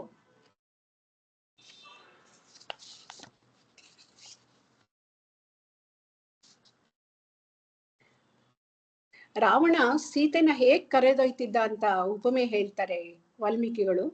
ಆ ರಾವಣನು ತನ್ನ ಮೃತ್ಯುವನ್ನು ಒಯ್ಯುವಂತೆ ಅಳುತ್ತಿದ್ದ ಸೀತೆಯನ್ನು ತನ್ನೊಡನೆ ಒಯ್ದನು. ವಿಷಪೂರ್ಣವಾದ ದಂತಗಳಿರುವ ಸರ್ಪಿಣಿಯನ್ನು ತೊಡೆಯ ಮೇಲೆ ಇರಿಸಿಕೊಳ್ಳುವಂತೆ ಅವನು ಸೀತೆಯನ್ನು ಅವುಚಿ ಹಿಡಿದು ವನಗಳು, ಹೊಳೆಗಳು, ಬೆಟ್ಟಗಳು ಹೀಗೆ ಇವುಗಳೆಲ್ಲವನ್ನೂ ದಾಟಿ ಆಕಾಶ ಮಾರ್ಗದಲ್ಲಿ ಹೋಗ್ತಾ ಇರ್ತಾನೆ. ಸೀತಾದೇವಿನ ಮುಟ್ಟೋದೇ ಮಹಾಪರಾಧ. ಅದನ್ನ ಇವನು ಮುಂದೆ ಅನುಭವಿಸ್ತಾನೆ ರಾವಣ ಅನ್ನೋದು ಇಲ್ಲಿ ಗೊತ್ತಾಗತ್ತೆ. ಅವನು ಇಲ್ಲಿ ರಾವಣ ಹೇಗೆ ತನ್ನ ಆಕಾಶ ಮಾರ್ಗವಾಗಿ ಹೋಗ್ತಾ ಇರ್ತಾನೆ ಅಂತಂದ್ರೆ, ಬಾಣವನ್ನು ಬಿಟ್ಟಾಗ ಆ ಬಾಣವು ಮಹಾವೇಗದಲ್ಲಿ ಹೋಗತ್ತಲ್ಲ, ಶರವೇಗದಿಂದ ಅಂತಾರಲ್ಲ, ಆ ತರ ಇವನು ಹೋಗ್ತಾ ಇರ್ತಾನೆ. ಮುಂದೆ ಒಂದು ಸಮುದ್ರ ಬರುತ್ತೆ. ಆ ಸಮುದ್ರ ಇವಾಗ ಯಾವ ತರ ರಿಯಾಕ್ಟ್ ಮಾಡತ್ತೆ ಅಂದ್ರೆ, ಆ ಸಮುದ್ರವನ್ನು ದಾಟುವಾಗ ರಾವಣನು ಅವನು ವೈದೇಹಿಯನ್ನು ಅಪಹರಿಸಿಕೊಂಡು ಹೋಗುವಾಗ ಸಮುದ್ರ ರಾಜನಿಗೆ ಭಯವಾಯ್ತಂತೆ. ಅಲೆಗಳೆಲ್ಲ ಗಡಗಡ ನಡುಗಿದವು. ಅಲ್ಲಿದ್ದ ಎಲ್ಲ ಜಲಚರಗಳು ಸಂಚರಿಸದೆ ಎಲ್ಲವೂ ಬಚ್ಚಿಟ್ಟುಕೊಂಡುವಂತೆ, ಅವಿತುಕೊಂಡುವಂತೆ, ಮೀನು, ಮಹಾಸರ್ಪ ಎಲ್ಲರೂ. ಅನಂತರ ಇವರು ವಾಲ್ಮೀಕಿಗಳು ಹೇಳ್ತಾರೆ, ಅಂತರಿಕ್ಷದಲ್ಲಿದ್ದ ಸಿದ್ಧರು ಚಾರಣರು ಹೇಳ್ತಾರಂತೆ, ಇಲ್ಲಿಗೆ ದಶಕಂಠನ ಅವತಾರ ಮುಗಿಯಿತು ಅಂತ. ಇಲ್ಲಿ ನಮಗೆ ಸಿದ್ಧರು ಚಾರಣರು ಅಂತಂದ್ರೆ ಅಂದ್ರೆ ಇವರು ಎಲ್ಲ ಸಿದ್ಧರು ಚಾರಣರೆಲ್ಲ ಇವರು ದೈವಾಂಶ ಸಂಭೂತರು ಅಂತ ಹೇಳ್ಬೋದು.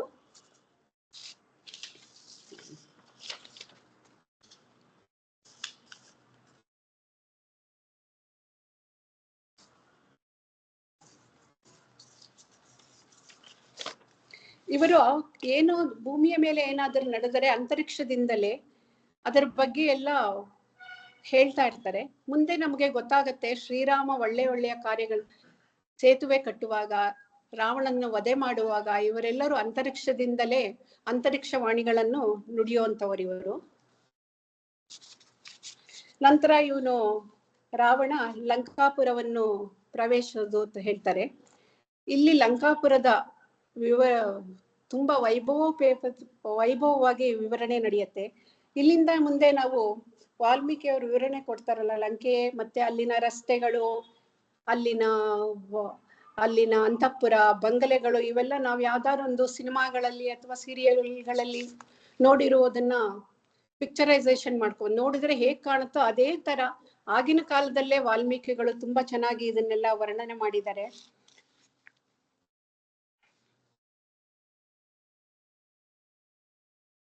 ಸಾಕ್ಷಾತ್ ಮೃತ್ಯುದೇವತೆಯನ್ನು ಮನೆಗೆ ತರುವಂತೆ ರಾವಣ ಲಂಕಾಪುರವನ್ನು ಪ್ರವೇಶಿಸಿದನು. ಜನನಿಬಿಡವಾದ ಕಕ್ಷೆಗಳಿರುವ ತನ್ನ ಅಂತಃಪುರವನ್ನು ಹೊಕ್ಕನು. ಅವನು ಅಂತಃಪುರದ ಒಂದು ಕಡೆಯಲ್ಲಿ ಸೀತೆಯನ್ನ ಇರಿಸ್ತಾನೆ. ಅವಳು ತುಂಬಾ ಶೋಕದಿಂದ ಅವಾಗವಾಗ ಎಚ್ಚರ ತಪ್ತಾ ಇರ್ತಾಳೆ. ಅವಳು ಆ ಮಾಯೆ, ರಾಕ್ಷಸ ಮಾಯೆಯೋ ಎಂಬಂತೆ ಅವಳು ಕಂಗೊಳಿಸ್ತಾ ಇರ್ತಾಳೆ. ನಂತರ ಏನ್ ಮಾಡ್ತಾನೆ ರಾವಣ, ಮೊದಲೇ ರಾಕ್ಷಸರು ಪಿಶಾಚಿಗಳು, ಘೋರಾಕೃತಿಯವರು, ಅಂತಹ ರಾಕ್ಷಸಿಯರನ್ನು ಕರೆದು ಹೇಳ್ತಾನೆ, ಎಲೈ ರಾಕ್ಷಸಿಯರೇ, ಈ ಸೀತೆಗೆ ನೀವು ಕಾವಲಾಗಿ ರಕ್ಷಿಸುತ್ತಿರಬೇಕು. ನನ್ನ ಅನುಮತಿ ಇಲ್ಲದೆ ಇನ್ನೊಬ್ಬ ಪುರುಷನಾಗಲಿ ಸ್ತ್ರೀಯಾಗಲಿ ಇವಳನ್ನು ನೋಡಬಾರದು. ಈ ಸೀತೆಗೆ ಮುತ್ತು, ರತ್ನ, ಒಡವೆ, ವಸ್ತ್ರ ಯಾವುದು ಎಷ್ಟು ಕೇಳಿದರೂ ತಂದು ಕೊಡಿರಿ, ಅದಕ್ಕೆ ನನ್ನ ಒಪ್ಪಿಗೆಯುಂಟು ಅಂತ ಹೇಳ್ತಾನೆ. ಇದು ಶ್ಲೋಕದಲ್ಲಿ ಹೇಳೋದಾದ್ರೆ, ಯಥಾ ನೇಮಾಂ ಪುಮಾಂ ಸ್ತ್ರೀವಾ ಸೀತಾಂ ಪಶ್ಯತ್ಯ ಸಮ್ಮತಃ ಮುಕ್ತಾಮಣಿ ಸುವರ್ಣಾನಿ ವಸ್ತ್ರಾಣ್ಯಾಭರಣಾನಿ ಚ. ಮುಂದಿನ ಶ್ಲೋಕಗಳು ಹೀಗಿದೆ.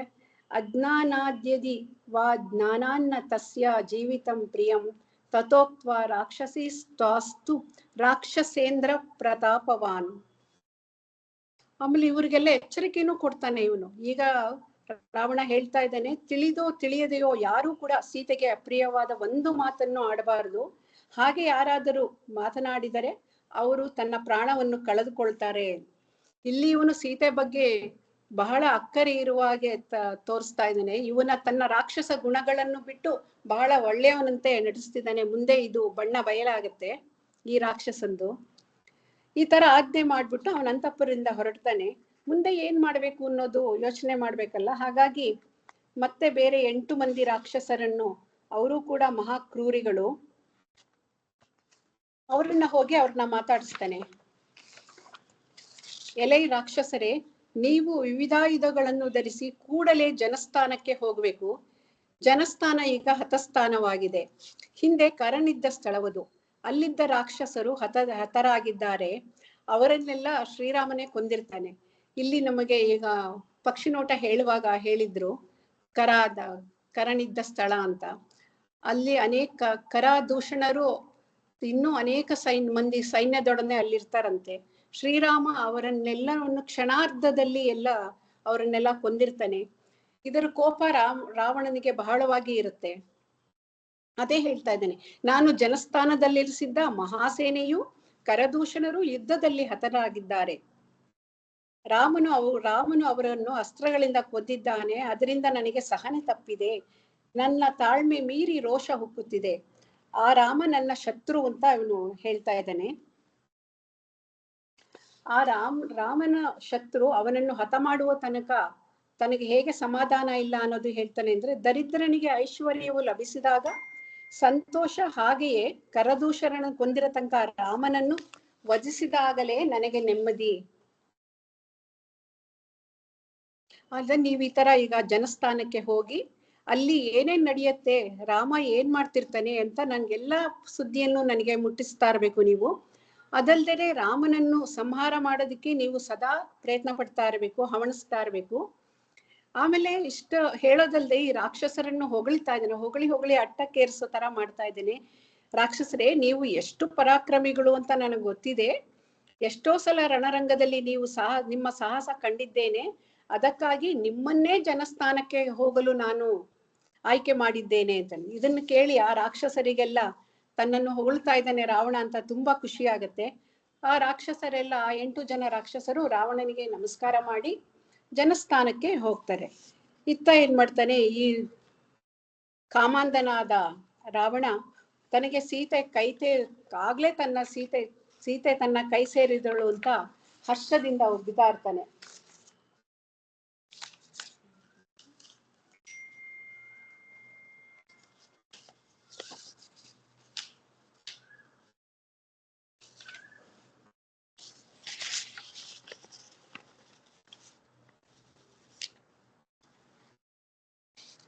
ಈ ತರ ಸರ್ಗ 4ರಲ್ಲಿ ಸೀತೆಯನ್ನು ಅಪಹರಿಸಿ ಶ್ರೀರಾಮನೊಡನೆ ರಾವಣ ವೈರತ್ವವನ್ನು ಬೆಳೆಸ್ಕೊಂಡಿದ್ದಾನೆ. ರಾಕ್ಷಸ ಬುದ್ಧಿಹೀನನಾಗಿ ತಾನು ಸೀತೆಯನ್ನು ಪಡೆದೇ ಬಿಟ್ಟೇನೋ ಎಂದು ಸಂತೋಷ ಪಡುತ್ತಿದ್ದಾನೆ. ಇಲ್ಲಿಗೆ ಈ 54ನೇ ಸರ್ಗ ಮುಗಿಯುತ್ತೆ. ಮುಂದಿನ ಸರ್ಗ 55 ಪಂಚಾಂಶ ಸರ್ಗ.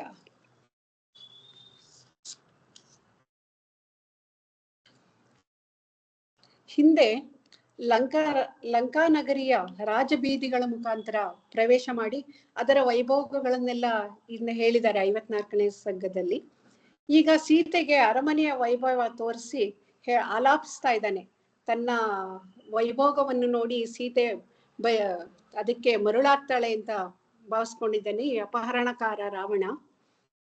ಸೀತೆಯ ಬಗೆಗೆ ಚಿಂತಿಸುತ್ತಾ ಕಾಮಪೀಡಿತನಾಗಿ ವೈದೇಹಿ ಇದ್ದ ಅಂತಃಪುರಕ್ಕೆ ಬರ್ತಾನವನು.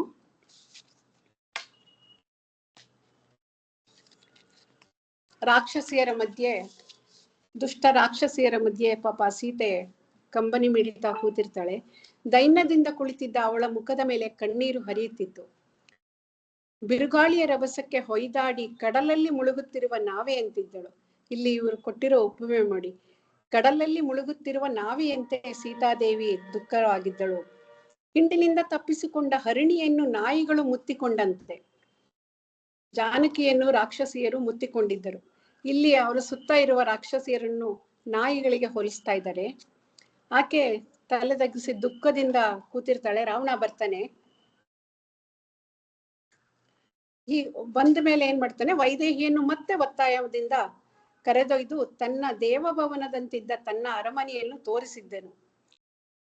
ಉತ್ತಮ ಗೃಹಗಳಿಂದಲೂ ವಿಶಾಲವಾದ ಭವ್ಯ ಭವನಗಳಿಂದಲೂ ನಿಬಿಡವಾದ ಅರಮನೆಯ ವಿವಿಧ ಪ್ರದೇಶಗಳನ್ನು ಅವನು ತೋರಿಸ್ತಿದ್ದಾನೆ. ಇಲ್ಲೂ ಸಹ ಅರಮನೆಯ ವೈಭೋಗವನ್ನು ಊಹಿಸಿಕೊಳ್ಳಬಹುದು. ಈ ಅರಮನೆಯೆಲ್ಲ ಹೇಗಿರುತ್ತೆ ಅಂತ ಅಷ್ಟು ನಮ್ಮ ಕಣ್ಣು ಮುಂದೆ ನಾವು ಅದನ್ನ ಇಮ್ಯಾಜಿನ್ ಮಾಡ್ಕೊಳ್ಬಹುದು. ಅಷ್ಟು ಚೆನ್ನಾಗಿ ವರ್ಣಿಸಿದ್ದಾರೆ ಋಷಿಗಳು, ವಾಲ್ಮೀಕಿ ಋಷಿಗಳು. ಅಲ್ಲಿ ಈವನ್ ಮೆಟ್ಟಿಲುಗಳು ಸಹ ಸ್ವರ್ಣಮಯವಾಗಿದ್ದವಂತೆ. ಸಾವಿರಾರು ಸ್ತ್ರೀಯರು ಅಲ್ಲಿ ಸುತ್ತಾಡ್ತಾ ಇದ್ರು. ನಾನಾ ಬಗೆಯ ಪಕ್ಷಿಗಳನ್ನ ಕೂಡ ಅಲ್ಲಿ ಸಾಕಿರ್ತಾರೆ. ಚಿನ್ನ, ಸ್ಫಟಿಕ, ಬೆಳ್ಳಿ, ವಜ್ರ, ವೈಡೂರ್ಯ ಮುಂತಾದ ಕಂಬಗಳಿಂದ ಆ ಭವನಗಳೆಲ್ಲ ನಿರ್ಮಿತವಾಗಿದ್ದವು. ಮತ್ತೆ ಅಪರಂಜಿಯ ತೋರಣಗಳು ಕೂಡ ತುಂಬಾ ಸುಂದರವಾಗಿದ್ದುವಂತೆ. ಅವೆಲ್ಲವನ್ನು ತೋರಿಸ್ತಾ ಇರ್ತಾನೆ ರಾವಣ. ಅಲ್ಲಿ ಆನೆಯ ದಂತಗಳಿಂದಲೂ ಬೆಳ್ಳಿಯಿಂದಲೂ ಸುಂದರವಾದ ಗವಾಕ್ಷಗಳಿದ್ದವು. ಹಾಗೆ ಕಿಟಕಿ ಕೂಡ ಬಂಗಾರದವಾಗಿದ್ದವಂತೆ. ಉಪ್ಪರಿಗೆಯ ಸಾಲುಗಳು. ಹೀಗೆ ಆ ವೈಭವವನ್ನೆಲ್ಲ ಮಿಥಿಲಿಗೆ ಸೀತಾದೇವಿಗೆ ಪ್ರದರ್ಶನ ಮಾಡ್ತಾನೆ. ಇಷ್ಟಾದ್ರೂ ಅವಳು ಶೋಕಪೂರಿತವಾಗೇ ಇರ್ತಾಳೆ. ಅವಳಿಗೆ ಇದೆಲ್ಲ ಯಾವ್ದು ಕೂಡ ಬೇಕಾಗಿಲ್ಲ, ಇದ್ರಲ್ಲಿ ಯಾವ್ದ್ರಲ್ಲೂ ಆಸಕ್ತಿ ಇಲ್ಲ. ಅವಳೇನಿದ್ರು ಶ್ರೀರಾಮನ ಬಗ್ಗೆನೇ ಯೋಚನೆ ಮಾಡ್ತಾ ಇದ್ದಾಳೆ. ಈ ರೀತಿ ಎಲ್ಲ ತೋರಿಸ್ಬಿಟ್ಟು ಅವಳ ಜೊತೆ ಮಾತಾಡಕ್ ಶುರು ಮಾಡ್ತಾನೆ ರಾವಣ. ಸೀತಾದೇವಿಯನ್ನು ಮರಳುಗೊಳಿಸಬೇಕೆಂಬುದು ಆ ದುರಾತ್ಮನ ಉದ್ದೇಶವಾಗಿತ್ತು. ಅವನು ಹೀಗೆ ಹೇಳ್ತಾನೆ, ಸೀತೆ, ನನ್ನ ಬಳಿ 10 ಕೋಟಿ ರಾಕ್ಷಸರ ಸೇನಾಬಲವಿದೆ. ಅಲ್ಲದೆ 22 ಕೋಟಿ ರಾಕ್ಷಸರ ಪ್ರಜಾಬಲವಿದೆ. ಅವರೆಲ್ಲರೂ ಬಹು ಪರಾಕ್ರಮಿಗಳು. 32 ಕೋಟಿ ರಾಕ್ಷಸರಿಗೆ ನಾನು ಪ್ರಭುವಾಗಿದ್ದೇನೆ. ಅದು ಹೇಳ್ತಾನೆ ಎಂದು ಕ್ಲಾರಿಫೈ ಮಾಡ್ತಾನೆ. ಈ 32 ಕೋಟಿ ರಾಕ್ಷಸರೇನಿದ್ದಾರೆ, ಇದರಲ್ಲಿ ವಯಸ್ಸಾದವರ ಹಿರಿಯರು ಮತ್ತು ಬಾಲಕರೆಲ್ಲ ಸೇರಿಲ್ಲ. ಎಲ್ಲಾ ಯುವಕರೇ, ಶಕ್ತಿಶಾಲಿ ಯುವಕರೇ ಅನ್ನೋದು ಅವಳನ್ನ ಇಂಪ್ರೆಸ್ ಮಾಡಕ್ಕೋಸ್ಕರ ಹೇಳ್ತಾ ಇರೋದು, ಹೆದರ್ಕೊಳ್ಳಿ ಅಂತ. ನನ್ನೊಬ್ಬನಿಗೆ ಸಾವಿರಾರು ಪರಿಚಾರಕರಿದ್ದಾರೆ. ಸೀತಾದೇವಿ, ಇದೆಲ್ಲ ನಿನಗೆ ಸೇರಿದ್ದು. ನನ್ನ ಪ್ರಾಣ ಸಹ ನಿನ್ ಕೈಲಿದೆ. ನೀನು ನನಗೆ ಪ್ರಾಣಕ್ಕಿಂತ ಹೆಚ್ಚು ಪ್ರಿಯಳಾಗಿದ್ದೀಯೆ. ನನ್ನ ಅಂತಃಪುರದಲ್ಲಿ ಸಾವಿರಾರು ಮಂದಿ ಸ್ತ್ರೀಯರಿದ್ದಾರೆ.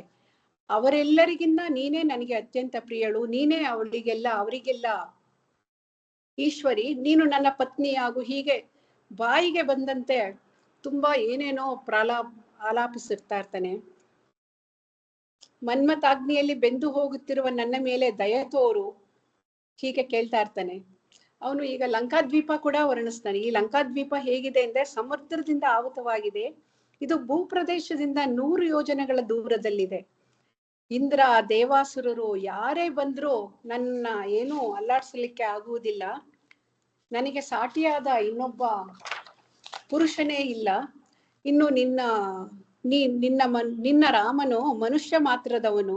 ಅವನಿಂದ ನಿನಗೇನಾಗ್ಬೇಕಾಗಿದೆ? ಅವನೊಬ್ಬ ರಾಜ್ಯ ಭ್ರಷ್ಟ. ಅವನು ಏನಕ್ಕಾಗಿ ರಾಜ್ಯ ಬಿಟ್ಟ ಬಂದ ಅನ್ನೋ ಒಂದು ಧರ್ಮವನ್ನ ಅವನು ತಿಳಿದುಕೊಳ್ಳದೆ ಅವನ್ನ ರಾಜ್ಯ ಭ್ರಷ್ಟ ಅಂತ ಇದ್ದಾನೆ ಶ್ರೀರಾಮನ್ನ. ಅವನೊಬ್ಬ ಬರಿಯ ಕಾಲ್ನಡಿಗೆಯಲ್ಲಿ ಅಲೆಯುವ ತಾಪಸ. ಅವನ ಶೌರ್ಯ ಬಹಳ ಕಡಿಮೆ, ಅಂದ್ರೆ ಅತ್ಯಲ್ಪ. ಆದ್ರಿಂದ ಸೀತೆ, ನೀನು ನನ್ನನ್ನು ವರಿಸು. ನಾನೇ ನಿನಗೆ ಯೋಗ್ಯನಾದ ಪತಿ, ರಾಮನಲ್ಲ ಅಂತ ಹೇಳ್ತಾಳೆ. ಇದೆಲ್ಲ ಹೀಗೆ ಅವನು ಪ್ರೇಮದಿಂದ ಆಲಾಪಿಸುತ್ತಿರುವಾಗ ಅವನು ರಾಮನ ಇಂದು ನಿಂದೆ ಮಾಡೋದು ಇನ್ನಷ್ಟು ಮುಂದುವರಿಸಿ, ನನ್ನ ಈ ಲಂಕೆಗೆ ಬರುವ ಶಕ್ತಿ ನಿನ್ನ ರಾಮನಿಗೆಲ್ಲಿದೆ? ನೀನು ಇಲ್ಲಿದ್ದೀಯಾ? ಇಂಥ ಸ್ಥಳ ಒಂದಿದೆ, ಲಂಕಾ ಅಂತ ಒಂದು ಸ್ಥಳವಿದೆ ಅಂತ ಸಹ ಅವನಿಗೆ ತಿಳಿದುಕೊಳ್ಳಕ್ಕಾಗಲ್ಲ. ಆಕಾಶ ಮಾರ್ಗದಲ್ಲಿ ಬೀಸುವ ಮಹಾವೇಗದಿಂದ ಬೀಸುವ ವಾಯುವನ್ನು ಯಾರಾದರೂ ಕಟ್ಟಿ ಹಾಕಕ್ಕಾಗತ್ತಾ? ಹೀಗೆ ಅದು ಹೇಗೆ ಅಸಾಧ್ಯವೋ, ನನ್ನ ಬಾಹುಬಲ್ಯದಿಂದ ರಕ್ಷಿಸಲಾದ ನಿನ್ನನ್ನು ಯಾರು ಸಹ ಬಿಡಿಸಿಕೊಂಡು ಹೋಗಲು ಅಸಾಧ್ಯ. ನೀನು ಇಲ್ಲಿಂದ ತಪ್ಪಿಸಿಕೊಂಡು ನಿನ್ನ ನಾನ್ ಶ್ರೀರಾಮ ಅಂತ ಇದ್ದೀನಿ, ಅವನಾದರೆ ರಾಮ ಅಂತಾನೆ ಹೇಳೋದು. ನಿನ್ನ ರಾಮನನ್ನು ಸೇರಿಕೊಳ್ಳುವುದು ಅಸಾಧ್ಯ ಸುಂದರಿ.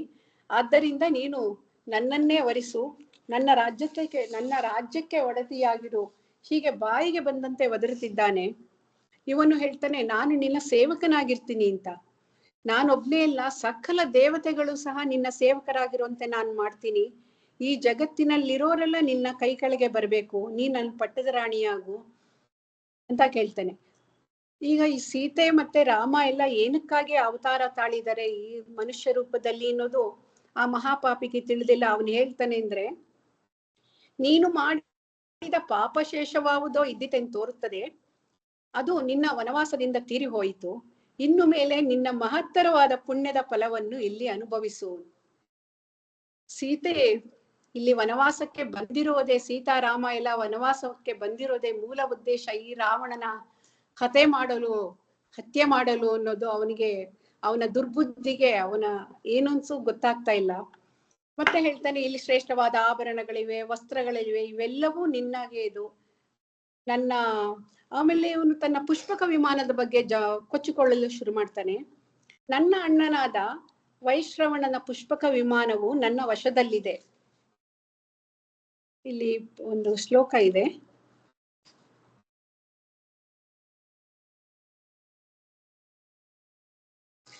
ಭೂಷಣಾನಿ ಚ ಮುಖ್ಯಾನಿ ಸೇವಸ್ವ ಚ ಮಯಾ ಸಹ ಪುಷ್ಪಕಂ ನಾಮ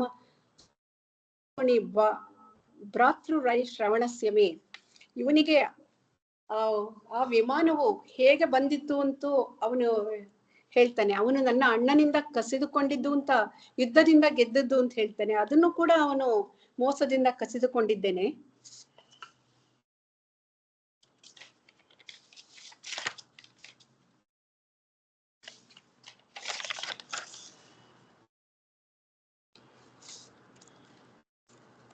ಸೀತೆ, ಅದರಲ್ಲಿ ನನ್ನೊಡನೆ ಕುಳಿತು ಸುಖವಾಗಿ ವಿಹರಿಸು ನೀನು. ಪದ್ಮದಂತಿರುವ ನಿನ್ನ ಮುಖವು ಎಷ್ಟು ಸೊಗಸಾಗಿದೆ. ಇಲ್ಲಿ ಇವಾಗ ಅವಳ ಸೌಂದರ್ಯವನ್ನು ಹೊಗಳಲು ಶುರು ಮಾಡ್ತಾನೆ. ಆದರೆ ಅವಳಿಗೆ ಅದು ಯುಕ್ತವಾಗಲ್ಲ. ನೀನು ಶೋಕಿಸುವುದರಿಂದ ಮುಖವು ಕುಂದಿದೆ, ಮೊದಲಿನಷ್ಟು ಕಾಂತಿಯುಕ್ತವಾಗಿಲ್ಲ ಅಂತ ಹೇಳ್ತಾನೆ. ರಾವಣನು ಹೀಗೆ ಹೇಳುವಾಗ ಆ ಸಾಧ್ವಿಯ ಚಂದ್ರನಂತ ತನ್ನ ಮುಖವನ್ನು ಆಕೆ ತನ್ನ ಸೆರಗಿನಿಂದ ಮುಚ್ಚಿಕೊಂಡು ಗಳಗಳನೆ ಅಳ್ತಾಳೆ.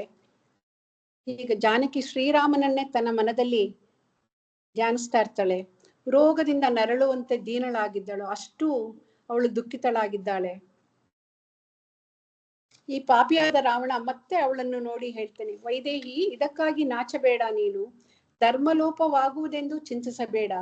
ನಿನ್ನನ್ನು ವರಿಸತಕ್ಕವನು ವಿಶ್ರವಸ್ಸೆಂಬ ಋಷಿಯ ಪುತ್ರ, ಬ್ರಹ್ಮದೇವನ ವಂಶದಲ್ಲಿ ಜನಿಸುವನು. ತನ್ನ ಬಗ್ಗೆ ಹೇಳ್ಕೊಳ್ಬೇಕಾದ್ರೆ ಅವನು ತನ್ನ ತಂದೆಯನ್ನು ಇದಕ್ಕೆ ರೆಫರೆನ್ಸ್ ಆಗಿ ಕೊಡ್ತಾನೆ. ನಿನ್ನ ಮೃದುವಾದ ಪಾದಗಳಿಗೆ ನನ್ನ ತಲೆಮುಟ್ಟಿ ನಮಸ್ಕರಿಸುತ್ತೇನೆ, ಹೀಗೆ ನನ್ನನ್ನು ಅನುಗ್ರಹಿಸು, ತ್ವರೆ ಮಾಡು, ನಾನು ನಿನಗೆ ದಾಸನಾಗಿದ್ದಾನೆ ಅಂತ ಹೀಗೆ ತುಂಬಾ ವಿಧವಾಗಿ ಅವಳನ್ನ ಬೇಡ್ಕೊಳ್ತಾ ಇರ್ತಾನೆ.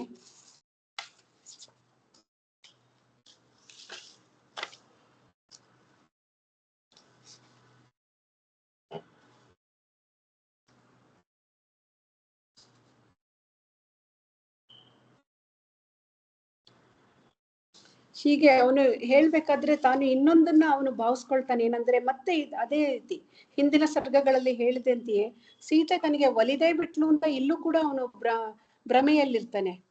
ಸೊ ಇಲ್ಲಿಗೆ ಈ ಸರ್ಗ ಮುಗಿಯತ್ತೆ. ಮುಂದಿನ ಸರ್ಗ 56.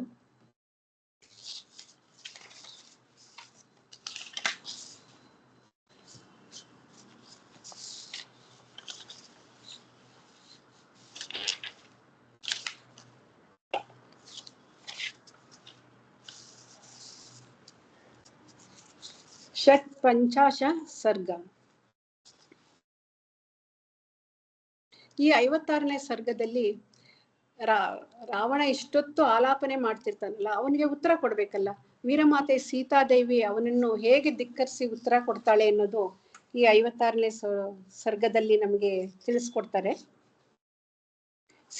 ಸೀತಾದೇವಿಯು ರಾವಣನ ಧಿಕ್ಕರಿಸಿ ಮಾತನಾಡೋದು, ಮತ್ತೆ ರಾವಣ 12 ತಿಂಗಳ ಅವಧಿಯಲ್ಲಿ ಕೊಡ್ತಾರಲ್ಲ, ಅದನ್ನು ಕೂಡ ಇಲ್ಲಿ ಇವರು ಎಕ್ಸ್ಪ್ಲೈನ್ ಮಾಡ್ತಾರೆ. ಸಾ ತಥೋಕ್ತಾತು ವೈದೇಹಿ ನಿರ್ಭಯ ಶೋಕಕರ್ಷಿತ ತೃಣಮಂತರಥ ಕೃತ್ವಾ ರಾವಣಂ ಪ್ರತ್ಯಭಾಷತ. ರಾಜ ದಶರಥೋ ನಾಮ ಧರ್ಮಸೇತುರಿವಾಚಲಃ ಸತ್ಯಸಂಧ ಪರಿಜ್ಞಾತೋ ಯಸ್ಯ ಪುತ್ರ ಸ ರಾಘವ. ಹೀಗೆ ರಾವಣನ ಆಲಾಪನೆಗಳನ್ನ ಮುಗಿದ್ಮೇಲೆ ಸೀತಾದೇವಿ ಏನ್ ಮಾಡ್ತಾಳೆ, ನಡುವೆ ಒಂದು ಹುಲ್ಕಡ್ಡಿ ಇಡ್ತಾಳೆ. ಹುಲ್ಕಡ್ಡಿ ಇಟ್ಟು ನಿರ್ಭಯದಿಂದ ರಾವಣನಿಗೆ ಕೊಡ್ತಾಳೆ. ಉತ್ತರ ಕೊಡ್ತಾಳೆ. ಇಲ್ಲಿ ಇವಳು ದಶರಥನ ಪರಿಚಯವನ್ನು ಕೂಡ ಹೇಳ್ತಾರೆ. ಅಮ್ಮನ ಪರಿಚಯ ಮಾಡಿಕೊಡುವಾಗ ದಶರಥ ತಂದೆ ಅನ್ನೋದು ಹೀಗೆ ಹೇಳ್ತಾಳೆ. ದಶರಥ ಮಹಾರಾಜನು ಸೇತುವಿನಂತೆ ಧರ್ಮವನ್ನು ನೆಲೆಗೆ ನಿಲ್ಲಿಸಿದ ಸೀಮಾ ಪುರುಷ, ಪರ್ವತದಂತೆ ಸ್ಥಿರ ಸ್ವಭಾವದವನು, ಸತ್ಯಸಂಧನೆಂದು ಹೆಸರಾದವನು ಶ್ರೀರಾಮನು, ರಘುವಂಶ ತಿಲಕನಾದ ಶ್ರೀರಾಮನು ಇಂತಹ ದಶರಥನ ಪುತ್ರ.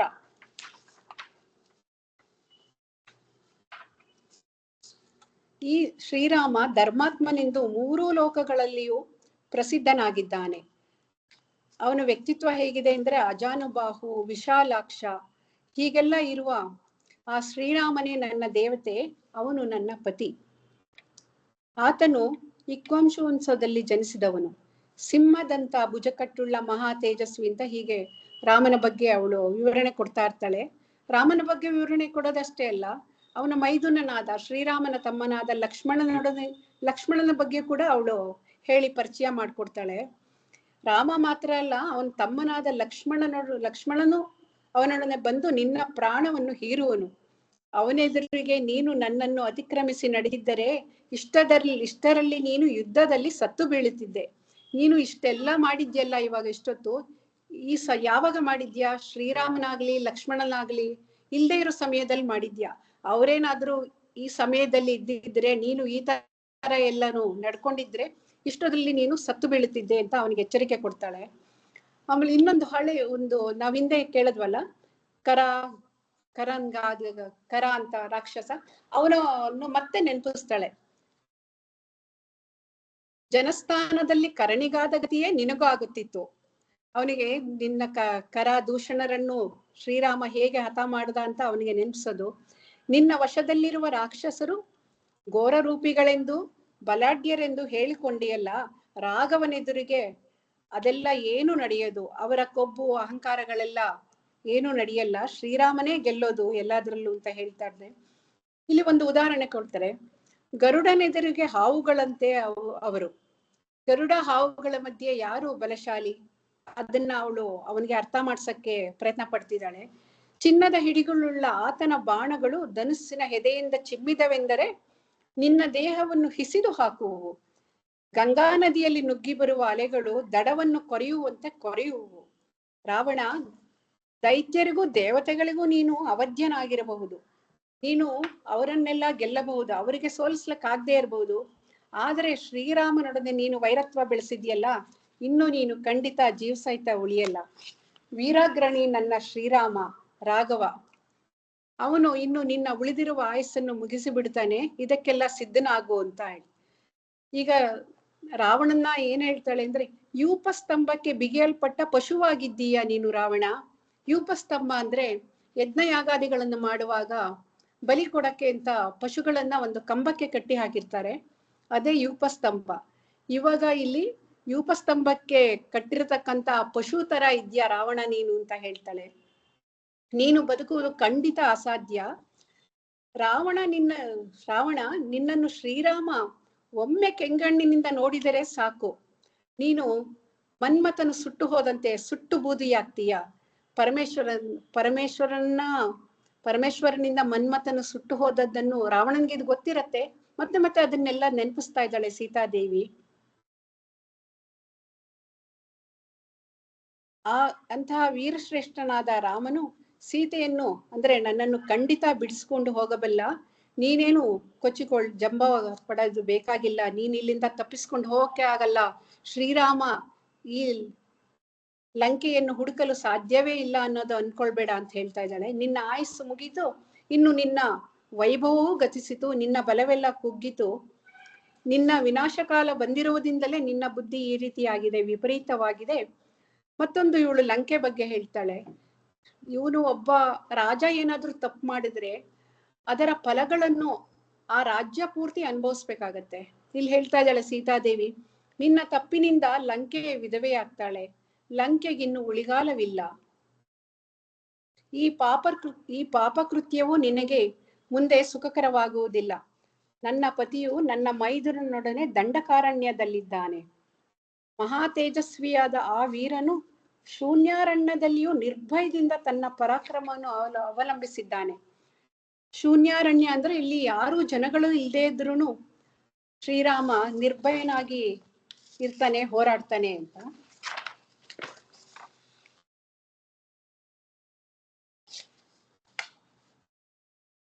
ಅವನು ರಣರಂಗದಲ್ಲಿ ಹೇಗೆ ಹೋರಾಡ್ತಾನೆ ಶ್ರೀರಾಮ ಅಂದ್ರೆ, ಶರವೃಷ್ಟಿಯನ್ನು ಸುರಿಸಿ ನಿನ್ನ ದರ್ಪವನ್ನು, ನಿನ್ನ ಬಲ ಪರಾಕ್ರಮಗಳನ್ನು, ನಿನ್ನ ಕೊಬ್ಬನ್ನು ಮೈಯಿಂದ ಕರಗಿಸುವನು. ಜನರಿಗೆ ಕಾಲವಶದಿಂದ ಸರ್ವನಾಶವು ಒದಗಿ ಬಂದರೆ ಅವರು ಕಾಲಾಧೀನರಾಗಿ ಬುದ್ಧಿಗೆಡುವರು, ತಪ್ಪು ದಾರಿಗೆ ಜಾರುವರು. ನೀನೀಗ ಅದನ್ನೇ ಮಾಡುತ್ತಿದ್ದೀಯಾ ನೀಚ ರಾಕ್ಷಸ. ನನ್ನನ್ನು ಬಲಾತ್ಕರಿಸುತ್ತಿರುವ ನಿನಗೆ ಅಂತ ಸರ್ವನಾಶದ ಕಾಲ ಒದಗಿ ಬಂದಿದೆ. ನೀನು, ನಿನ್ನ ರಾಕ್ಷಸರು, ನಿನ್ನ ಅಂತಃಪುರದವರು ಇವರೆಲ್ಲರಿಗೂ ಕೂಡ ನಾಶಕಾಲ ಬಂದಿದೆ.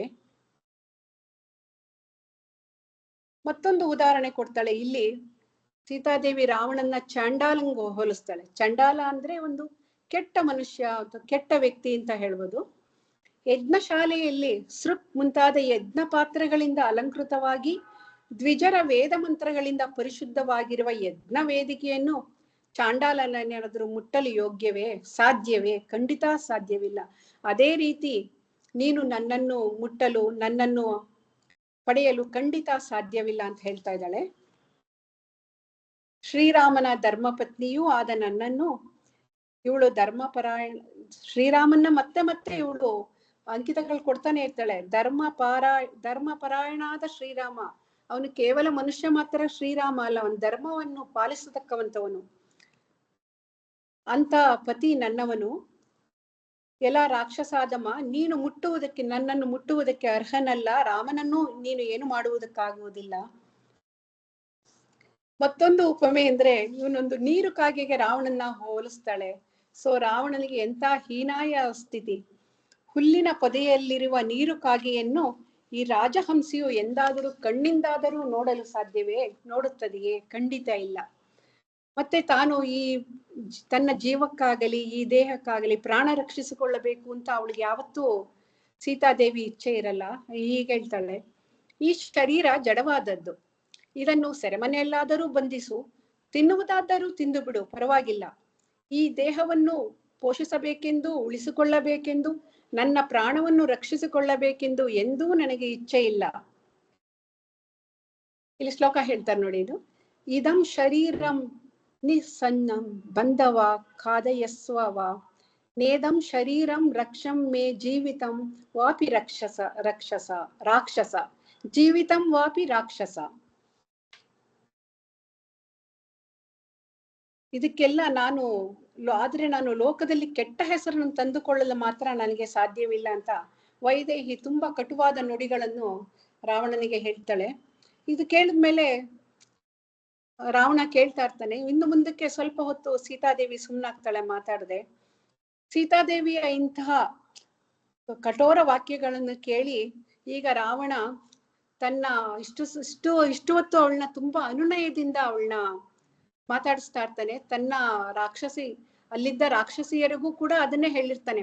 ಮೊದಲು ಇವಳನ್ನ ತುಂಬಾ ಅನುನಯವಾಗಿನೇ ಸಮಾಧಾನ ಚಿತ್ತದಿಂದಲೇ ಎಲ್ಲಾ ತಂದ್ಕೊಟ್ಟು ಸಕಲ ಭೋಗಗಳನ್ನು ಕೊಟ್ಟು ಅವಳನ್ನ ನನ್ಗೆ ಒಪ್ಕೊಳ್ಳುವಂತೆ ಮಾಡಿ, ಅವಳು ಒಪ್ಲಿಲ್ಲ ಅಂದ್ರೆ ನಿಮ್ಮ ರಾಕ್ಷಸ ಪ್ರವೃತ್ತಿಯನ್ನು ತೋರಿಸಿ ಅಂತ ಅವಾಗ್ಲೂ ಹೇಳಿರ್ತಾನೆ. ಇವಾಗ್ಲೂ ತನ್ನ ಇಷ್ಟೊತ್ತು ಹೇಳ್ತಾ ಇದ್ದೆಲ್ಲ ಬಿಟ್ಟು ತನ್ನ ರಾಕ್ಷಸ ಗುಣವನ್ನು ಈಗ ತೋರಿಸ್ತಾನ. ಅವನು ಹೆದರ್ಸಕ್ಕೆ ಪ್ರಾರಂಭ ಮಾಡ್ತಾನೆ. ಎಲೈ ನನ್ನ ಕೋಪನೆ, ನನ್ನ ಮಾತನ್ನು ಗಮನವಿಟ್ಟು ಕೇಳು. 12 ತಿಂಗಳು ನಿನಗೆ ಅವಧಿಯನ್ನು ಕೊಟ್ಟಿದ್ದೇನೆ ಸುಂದರಿ. ಅಷ್ಟರಲ್ಲಿ ನೀನು ನನ್ನ ವಶಳಾಗಿ ಬಾರದಿದ್ದರೆ ನನ್ನ ಅಡಿಗೆಯವರು ಬೆಳಗಿನ ತಿಂಡಿಗಾಗಿ ನಿನ್ನನ್ನು ತುಂಡು ತುಂಡಾಗಿ ಕಡಿಯುತ್ತಾರೆ. ಪ್ರತ್ಯುವಾಚ ತತ ಸೀತಾಂ ಭಯ ಸಂದರ್ಶನಂ ವಚಃ ಶೃಣು ಮೈಥಿಲಿ ಮದ್ವಾಕ್ಯಂ ಮಾಸಾನ್ನಾನ್ 12 ಭಾಮಿನಿ. ಶತ್ರುವಾದ ಈ ರಾವಣ ಹೀಗೆ ಕ್ರೋಧದಿಂದ ನುಡಿತಾ ಇರ್ತಾನೆ. ಮತ್ತೆ ಅವ್ರಿಗೆ ಅಲ್ಲೇ ಇರತಕ್ಕಂತ ರಾಕ್ಷಸಿಯರನ್ನು ಕರೆದು ಹೇಳ್ತಾನೆ, ಎಲೈ ರಾಕ್ಷಸಿಯರೇ, ಈಕೆಯ ದರ್ಪವನ್ನು ನೀವು ಶೀಘ್ರದಲ್ಲಿ ಅಡಗಿಸಿರಿ. ವಿಕಾರಾಕೃತಿಯವರು, ಭಯಂಕರ ಸ್ವರೂಪರು ಆಗಿ ಏನು, ಇವಾಗ ಇವರೆಲ್ಲ ಆಲ್ರೆಡಿ ಅವರೆಲ್ಲ ಭಯಂಕರವಾಗಿರುವವರೇನೆ. ಇವಳೆದುರಿಗೆ ಮಾಂಸವನ್ನು ಮೆದ್ದು ನೆತ್ತರನ್ನು ಕುಡಿದು ಇವಳ ಸೊಕ್ಕನ್ನು ಅಡಗಿಸಿರಿ. ಅಂದ್ರೆ ನಿಮ್ಮ ಒರಿಜಿನಲ್ ಗುಣಗಳನ್ನು ತೋರಿಸಿ ಅಂತ ಹೇಳ್ತಾ ಇದ್ದಾನೆ. ರಾವಣನು ಈ ತರ ಆಜ್ಞೆ ಕೊಟ್ಟೊಡನೆ ಇನ್ನು ಅವರು ಆ ರಾಕ್ಷಸಿಯರು ಕೇಳ್ಬೇಕಾ, ಅವನಿಗೆ ಕೈ ಮುಗಿದು ಸೀತೆಯನ್ನು ಸುತ್ತುಗಟ್ಟಿ ನಿಲ್ತಾರೆ.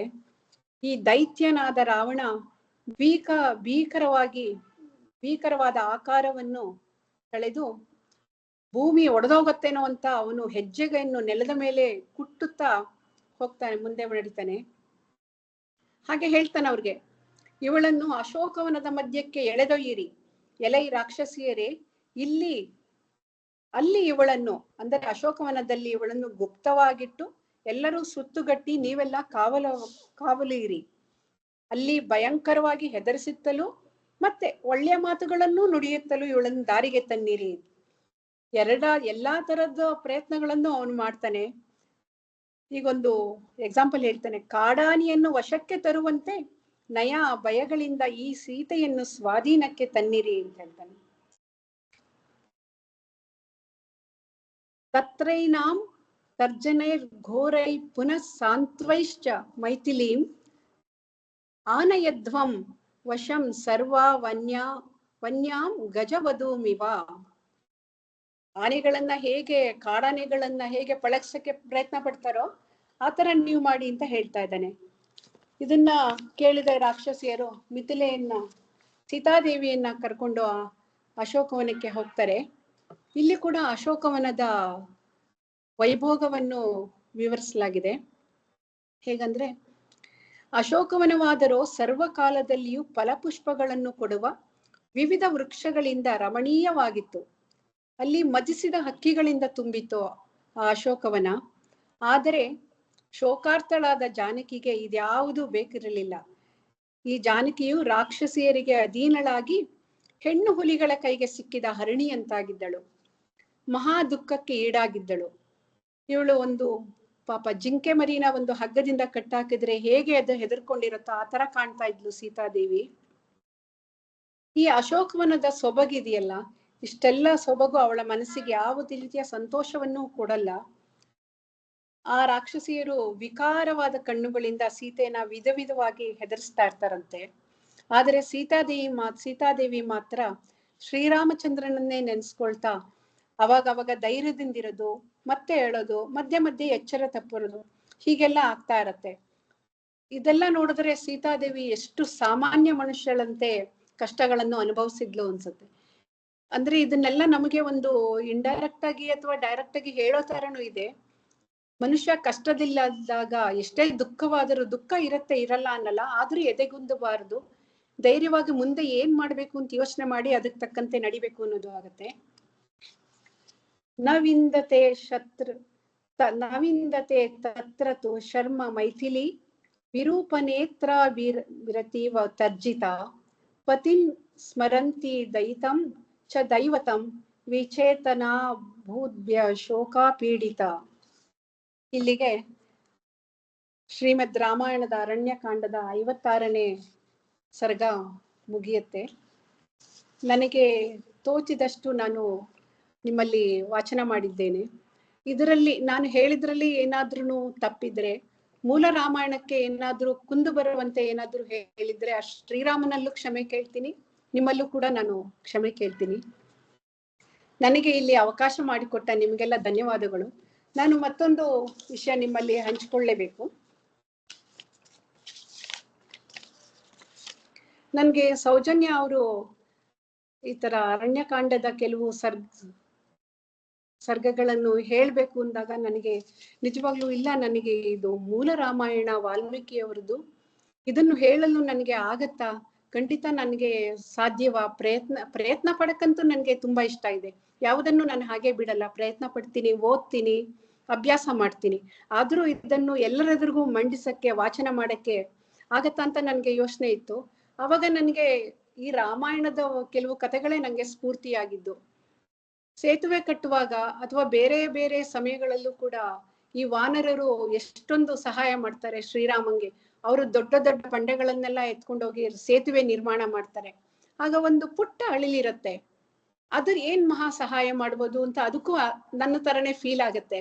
ಏನ್ ಸಹಾಯ ಮಾಡಬಲ್ಲೆ ಅಂತ ಆದ್ರೂ ಬಿಡಲ್ಲ. ತನ್ನ ಕೈಲಾದಷ್ಟು ತನ್ನ ಅಳಿಲು ಸೇವೆಯನ್ನು ನಾನು ಶ್ರೀರಾಮನಿಗೆ ಮಾಡ್ಬೇಕು ಅಂತ ಅದು ಈ ರಾಮಾಯಣದಲ್ಲಿ ಒಂದು ಕಿಂಚಿತ್ತು ಸೇವೆ ಮಾಡತ್ತೆ. ನಾನು ಅದೇ ತರ ಇವತ್ತು ನಾನು ಹೇಳಿದ್ದು ಶ್ರೀರಾಮನ ಸೇವೆ ಅಂತಾನೆ ಅನ್ಕೋತೀನಿ. ಆಗಿನ ಕಾಲದಲ್ಲಿ ರಾಮಾಯಣದಲ್ಲಿ ಅಳಿಲು ಮಾಡದಷ್ಟು ನಾನು ಮಾಡಿಲ್ಲ, ಅದು ಸರಿಯಾದ ಉಪಮೆ ಅಲ್ಲದೆ ಇರ್ಬೋದು. ಆದ್ರೂ ನನ್ನ ಪ್ರಯತ್ನ ಪಟ್ಟು ಶ್ರೀರಾಮನಿಗೆ ಇದು ಒಂದು ಸೇವೆ ಅಂತ ಅನ್ಕೊಡ್ತೀನಿ. ಇದಕ್ಕೆ ನೀವು ನನಗೆ ಅನುಕೂಲ ಮಾಡಿಕೊಟ್ಟ ನಿಮ್ಮ ಎಲ್ಲ ಬಳಗದವರಿಗೂ, ನಮ್ಮ ಬೇರುಗಳು ಬಳಗದವರಿಗೂ ನಮಸ್ಕಾರಗಳು. ಮುಂದೆ ಇದೇ ರೀತಿ ನೀವು ನಡ್ಸ್ಕೊಂಡು ಹೋಗ್ತಾ ಇರಿ, ಎಲ್ರಿಗೂ ಅನುಕೂಲ ಆಗ್ಲಿ, ಎಲ್ಲಾರು ಇದನ್ನ ಕೇಳಲಿ ಅಂತ ಕೇಳ್ಕೊಳ್ತಾ ನನ್ನ ಈ ವಾಚನವನ್ನು ಮುಗಿಸ್ತೀನಿ. ಎಲ್ರಿಗೂ ನಮಸ್ಕಾರಗಳು.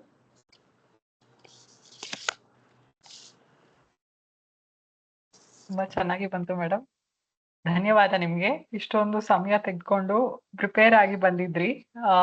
ನಿಮ್ಮ ಆ ಇಂಟ್ರೆಸ್ಟ್ಗೆ, ಆಸಕ್ತಿಗೆ ನಾವು ಮೆಚ್ಚಲೇಬೇಕು. ತುಂಬಾ ಚೆನ್ನಾಗಿ ಹೇಳಿದ್ರಿ. ಮತ್ತೆ ಈ ಕತೆಗಳು ಅಂದ್ರೆ ಅಷ್ಟು ಸರ್ಗಗಳ ಕತೆಗಳನ್ನ ಪೂರ್ಣವಾಗಿ ಎಲ್ಲೂ ಮಿಸ್ ಮಾಡದೆ ಹೇಳ್ಬೇಕು ಅಂತಂದ್ರೆ ಅದಕ್ಕೆ ಸಾಕಷ್ಟು ಶ್ರಮ ಇದೆ. ನೀವು ತುಂಬಾ ಬರ್ದಿಟ್ಕೊಂಡಿದ್ ನೋಡಿದ್ವಿ. ತುಂಬಾ ಸಮಯ ಹೋಗಿದೆ ನಿಮ್ಮ ಪ್ರಿಪರೇಷನ್ ಅಲ್ಲೂ ಅಂತ ಕಾಣುತ್ತೆ. ಧನ್ಯವಾದ, ತುಂಬಾ ಚೆನ್ನಾಗಿ ಮಂಡಿಸಿದ್ರಿ.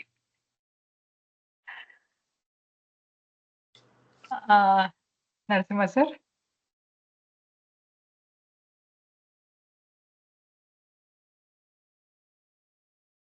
ಮ್ಯೂಟ್ ಅಲ್ಲಿ ಇದ್ದೀರಾ? ಇಲ್ಲ ಅಲ್ವಾ?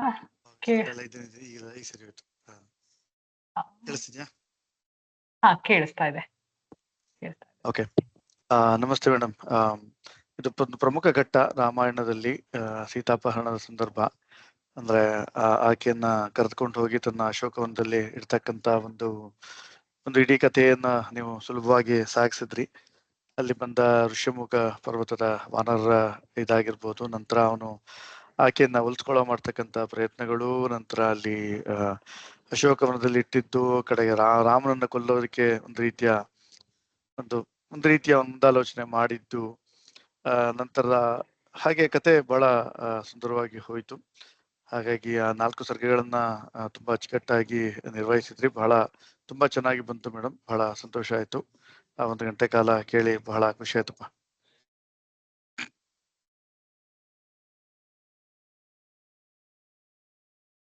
ನಿಮ್ಮ ಕಡೆಯವರು ತುಂಬಾ ಜನ ಬಂದಿದ್ದಾರೆ ಅಂತ ಭಾವಿಸ್ತೀನಿ. ಇಲ್ಲಿ ನನಗೂ ಕೂಡ ಹೊಸದಾಗಿ ಹೆಸರುಗಳು ಕಾಣಿಸ್ತಾ ಇದ್ದಾವೆ. ಪಾಪ ನಾನು ಅವ್ರನ್ನೆಲ್ಲ ಮ್ಯೂಟ್ ಮಾಡಿದ್ದೆ.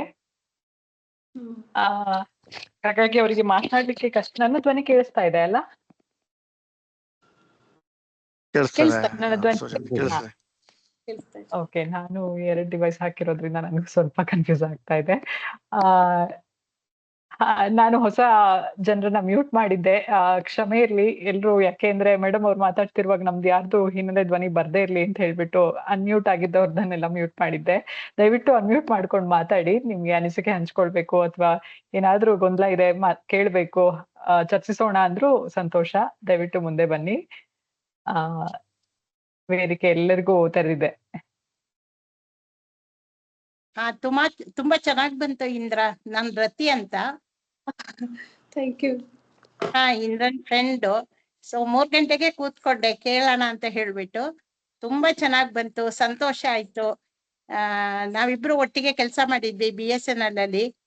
ಈಗ್ಲೂ ನಾವು ಟಚ್ ಅಲ್ಲಿ ಇದೀವಿ. ಸೊ ರಾವಣನ್ನ ಸೀತೆ ಹೇಳಿರೋ ಮಾತುಗಳು, ಅದಕ್ಕೆ ರಾವಣನ್ ಪ್ರತ್ಯುತ್ತರ, ಶ್ರೀಲಂಕಾಗೆ ಅವರು ಹೋಗಿದ್ದು, ಆ ಋಷ್ಯ ಎಲ್ಲ ನಮ್ಗೆ ಕಣ್ಣಿಗೆ ಕಟ್ಟಿದಂಗೆ ತುಂಬಾ ಚೆನ್ನಾಗಿ ಹೇಳಿದೆ ಇಂದ್ರ. ತುಂಬಾ ಸಂತೋಷ ಆಯ್ತು ನಿಮ್ಮೆಲ್ಲರನ್ನು ನೋಡಿ. ಹಾಗೆ ಲಾಸ್ಟ್ ಟೈಮ್ದು ಪ್ರಸನ್ನ ನರಸಿಂಹ ಸರ್ ಅವರು ಹೇಳಿದ್ದು ಕಥೆದು ಹಿಂದಿನ ಒಂದು ವಿಷಯ ತಿಳಿದು ನಮ್ಗೆ, ನಾವು ಹೊಸದಾಗಿ ಬಂದ್ವಲ್ವಾ, ಸೊ ಎಲ್ಲಿವರೆಗೆ ಆಗಿತ್ತು ಅನ್ನೋದು ಗೊತ್ತಿರ್ಲಿಲ್ಲ. ಅದು ಸಂಕ್ಷಿಪ್ತವಾಗಿ ಅವರು ಹೇಳಿದ್ರಿಂದ ನಮ್ಗೆ ಅದನ್ನ ಚೆನ್ನಾಗಿ ಮನಸ್ಸಿಗೆ ತಾಟುವಂತೆ ಆಯ್ತು. ತುಂಬಾ ಸಂತೋಷ. Thank you. Thank you. ನನ್ನ ಸ್ನೇಹಿತೆ ಮತ್ತೆ ಸಹೋದ್ಯೋಗಿ ರತಿ ಅಂತ. ಇವ್ರು ಮೂಲತಃ ಮಲಯಾಳಿ ಆದ್ರೂ ಕನ್ನಡ ಅಷ್ಟು ಸ್ವಚ್ಛವಾಗಿ ಮಾತಾಡ್ತಾರೆ, ನಿಮ್ಗೆ ಯಾರಿಗೂ ಗೊತ್ತಾಗ್ತಿಲ್ಲ. ಅವಳು ತುಂಬಾ ಕನ್ನಡ, ಮತ್ತೆ ಬರೀ ಸ್ವಚ್ಛತೆ ಅಷ್ಟೇ ಅಲ್ಲ, ಕನ್ನಡ ಕಂಡ್ರೆ ನನಗೆಷ್ಟು ಅಭಿಮಾನ ಇದೆಯೋ ಅವಳಿಗೂ ಅಷ್ಟೇ ಅಭಿಮಾನ ಇದೆ. ಖಂಡಿತ. ನಾನು ಬೆಳೆದಿದ್ದು ಕರ್ನಾಟಕದವಳೆ. ನಾನು ಹುಟ್ಟಿದ್ದು, ಬೆಳೆದಿದ್ದು, ಕಲ್ತಿದ್ದು ಎಲ್ಲ ಕನ್ನಡ. ಸೊ ಮಾತೃಭಾಷೆ ಮಲಯಾಳಂ ಆದ್ರೂ ಕನ್ನಡ ನಂಗೆ ಮಾತೃಭಾಷೆನೆ. ನಾನ್ ಭಗವದ್ಗೀತೆ ಕೂಡ ಕನ್ನಡದಲ್ಲೇ ಕಲಿತಾ ಇದ್ದೀನಿ. ಬಹಳ ಸಂತೋಷ. ಪ್ರೇರಣೆ ಇಂಥದ್ದೆಲ್ಲ ಕೇಳಿದಾಗ ಬಹಳ ಪ್ರೇರಣೆ ಆಗುತ್ತೆ. ನಾವು ಕನ್ನಡಿಗರು ಎಷ್ಟು ಕನ್ನಡ ಸ್ಪಷ್ಟವಾಗಿ ಮಾತಾಡ್ತೀವಿ ಅಥವಾ ಅಭಿಮಾನದಿಂದ ಅದ್ರಲ್ಲೇ ನೋಡ್ತೀವಿ ಅನ್ನೋದು ಸಂದೇಹ. ಧನ್ಯವಾದ ಮೇಡಮ್, ಆಸಕ್ತಿಯಿಂದ ಜಾಯಿನ್ ಆದ್ರಿ. ಸಂತೋಷ. ಹೌದು, ನೀವ್ ಹೇಳಿದ್ದು ಸತ್ಯ. ಏನಂದ್ರೆ ಅವರು ಸ್ಪಷ್ಟವಾಗಿ ಅವರ ಇದ್ರಲ್ಲೂ ಕೂಡ ಟಿಪ್ಪಣಿಯಲ್ಲೂ ಕೂಡ ಅವರು ಶ್ಲೋಕವನ್ನು ಕೂಡ ಹಾಕೊಂಡಿದ್ರು. ಯಾವ್ದು ಇದು ಮುಖ್ಯವಾದ ಶ್ಲೋಕ, ಯಾವ್ದು ಇದು ಹೇಳಿದ್ರೆ ಒತ್ತು ಕೊಟ್ಟಾಗತ್ತೆ, ಎಲ್ಲಿ ಕತೆಗೆ ಒಂದೇ ಒಂದು ಸಲಹೆ, ಶ್ಲೋಕ ಹೇಳ್ಬಿಟ್ಟು ಅರ್ಥ ಹೇಳಿದ್ರೆ ಇನ್ನೂ ಸ್ವಲ್ಪ ಚೆನ್ನಾಗಿರುತ್ತೆ ಅಂತ. ಯಾಕೆಂದ್ರೆ ಅರ್ಥ ಹೇಳ್ಬಿಟ್ಟು ಶ್ಲೋಕ ಹೇಳ್ತಾ ಇದ್ದೀರಾ. ಇಂದ್ರ ಅರ್ಥ ಹೇಳ್ಬಿಟ್ಟು ಆಮೇಲೆ ಶ್ಲೋಕ ಹೇಳಿದ್ರಿ. ಅದ್ರ ಬದಲು ಶ್ಲೋಕ ಹೇಳ್ಬಿಟ್ಟು ಅರ್ಥ ಹೇಳಿದ್ರೆ ಇನ್ನೂ ಚೆನ್ನಾಗಿ ಅದು ಮನದಟ್ಟಾಗತ್ತೆ ಅಂತ ನನ್ನ ಅನಿಸಿಕೆ. ಅದು ನನಗೆ ಅನ್ಸುತ್ತೆ. ಅದೊಂದು ಸಲಹೆ. ಮುಂದೆ ನಾನು ಇದನ್ನೆಲ್ಲ ಗಮನಕ್ಕೆ ತಗೊಳ್ತೀನಿ. Thank you. ಇದು ಸಮಯದ ಅಭಾವ ಕೂಡ ಹಾಗೆ ಇರುತ್ತಲ್ಲ. ನಾವು 1 ಗಂಟೆಗಿಂತ ಜಾಸ್ತಿ ಸಭೆಯನ್ನ ಮಾಡಿದಾಗ ಅದು ಇದು ಇನ್ನೂ ಕಷ್ಟ ಇದೆಯೇನೋ ಅಂತ ನೋಡೋರು, ನಮ್ಮ ಯೂಟ್ಯೂಬ್ ನಲ್ಲಿ ನೋಡೋರು ಕೂಡ ನೋಡೋಕೆ ಹೋಗೋದಿಲ್ಲ ಅನ್ನೋದು ಒಂದು ವಿಷಯ ಆಗುತ್ತೆ. ನಮ್ಗೆ ಆದಷ್ಟು ಸರಳ ಮಾಡ್ಕೊಡ್ಬೇಕು ಅಂತ ಹೇಳಿ ಒಂದು ಅಂದ್ರೆ ಓದುವ ಆಸಕ್ತಿ ಇದ್ದು ಸ್ವಲ್ಪ ಕಷ್ಟ ಅಂತ ಹಿಂದೆ ಸರಿತಿರುವ ಜನ ಇದ್ರೆ ಅವರಿಗೆ ಮೂಲದಲ್ಲಿ ಅಂದ್ರೆ ಕನ್ನಡದಲ್ಲೇ ಸರಳವಾಗಿ ವಿವರಣೆ ಕೊಡ್ಬೇಕು ಅನ್ನೋದು ಒಂದು ಮುಖ್ಯ ಉದ್ದೇಶ ಈ ಸಭೆಯದ್ದು. ಅದು ಒಳ್ಳೆ ಉದ್ದೇಶನೇ, ಅದು ಕರೆಕ್ಟ್. ಶ್ಲೋಕದ ಇದಿದ್ರೆ ಅಂದ್ರೆ ಸಮಯ ಹೊಂದಾಣಿಕೆ ಮಾಡ್ಕೊಂಡು ಹೇಳ್ಬಹುದು ಅಂತಿದ್ರೆ ಖಂಡಿತ ಮುಂದುವರಿಬಹುದು ಎಲ್ಲಾ ಇದ್ರಲ್ಲೂ. ಆದ್ರೆ ನಮ್ಗೆ ಅಷ್ಟು ಸಮಯ ಇರುವುದಿಲ್ಲ, ಹಾಗಾಗಿ ನಾವು ಅದನ್ನ ಆದಷ್ಟು ಕಡಿಮೆ ಮಾಡ್ತೀವಿ.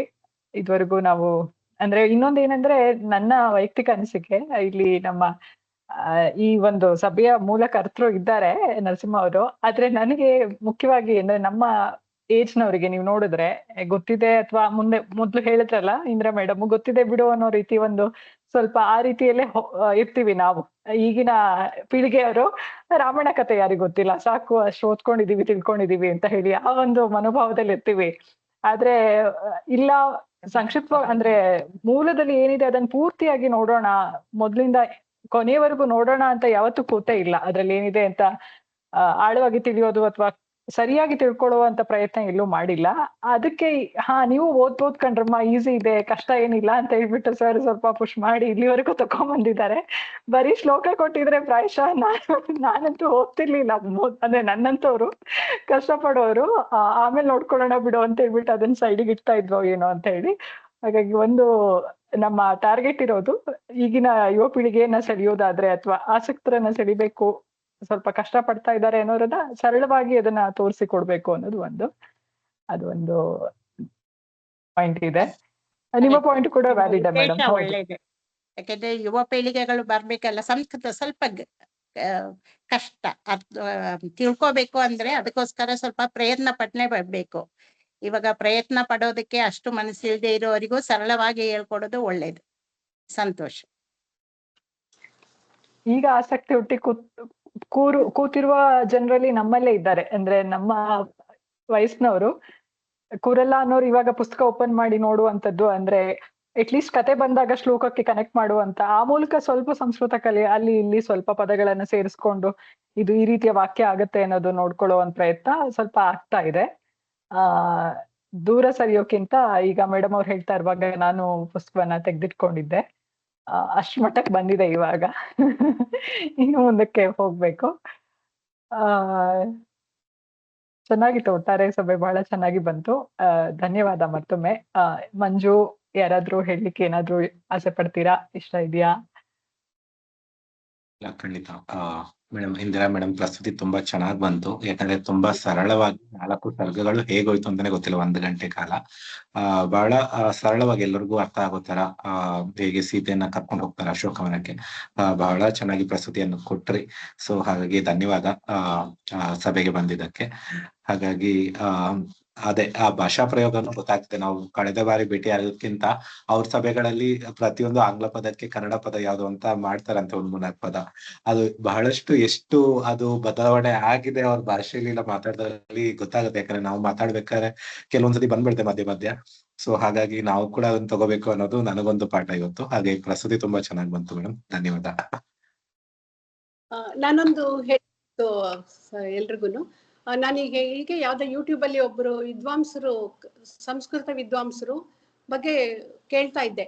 ಅವ್ರು ಹೇಳ್ತಾರೆ ಸಂಸ್ಕೃತ ಜ್ಞಾನೋಪದೇಶ ಭಾಷೆ, ಅದನ್ನ ಗುರುಕುಲದಿಂದ ಸಾರ್ವಜನಿಕವಾಗಿ ತಂದ್ರೆ, ಎಲ್ಲಾ ಸಾರ್ವಜನಿಕ ರಂಗದಲ್ಲಿ ತಂದ್ರೆ, ಸೊ ಅದರಲ್ಲಿ ಅಡಗಿರತಕ್ಕಂಥ ಸಂಸ್ಕೃತದಲ್ಲಿರುವ ಸಾಹಿತ್ಯವನ್ನು ಎಲ್ಲರೂ ಉಪಯೋಗಿಸ್ಬೋದವಾಗ ಅಂತ ಅವರು ಹೇಳ್ತಾ ಇದ್ರು.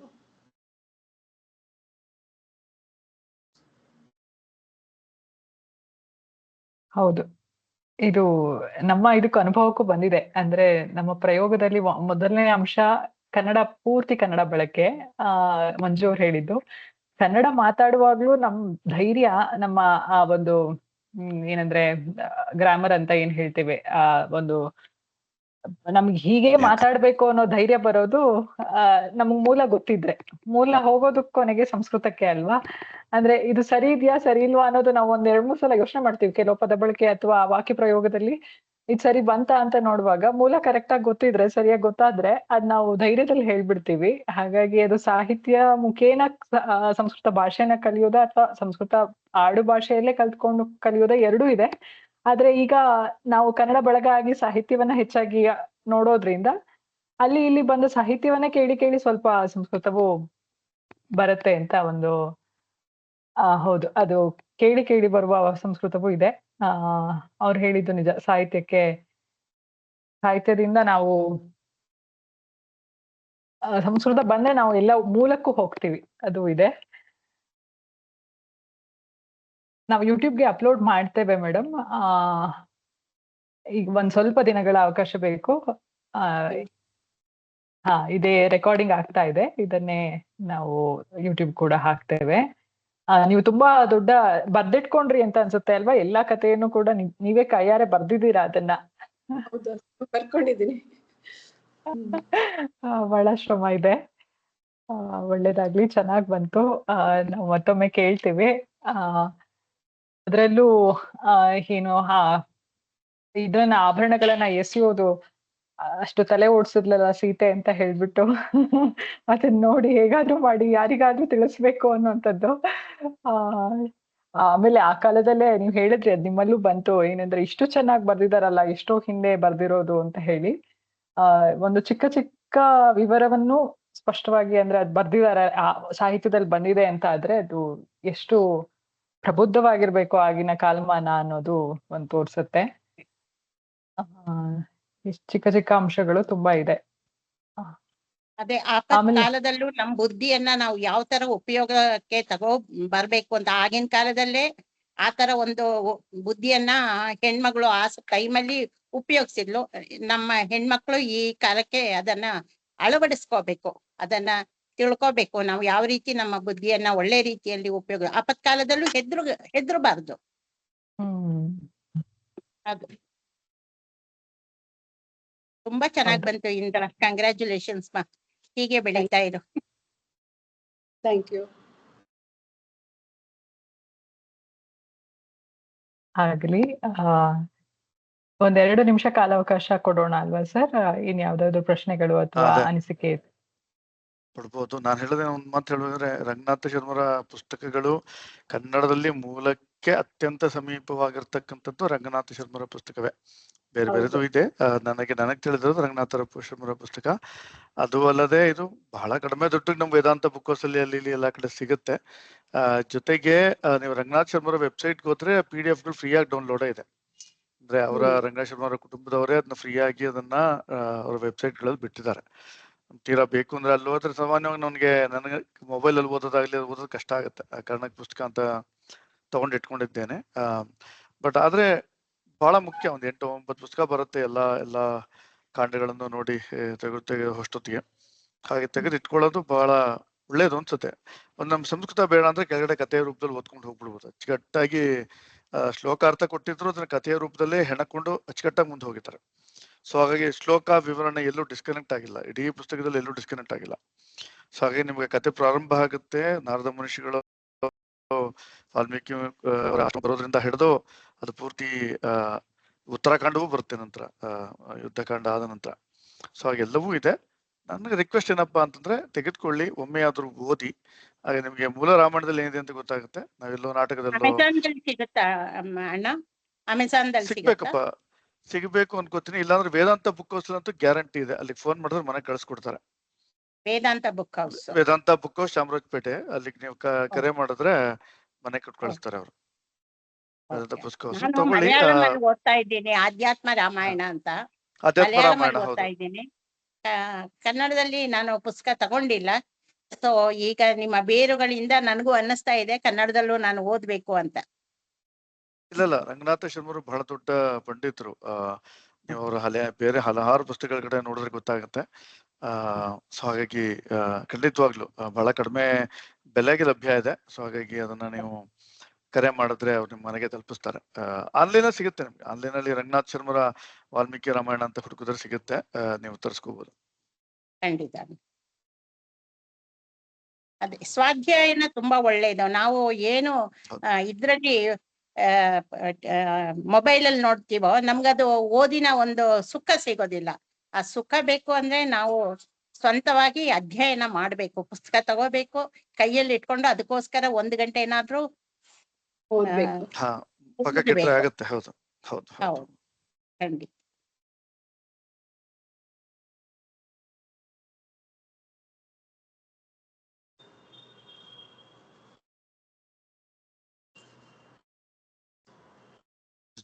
ಕಡೆ ಬರೋಣ.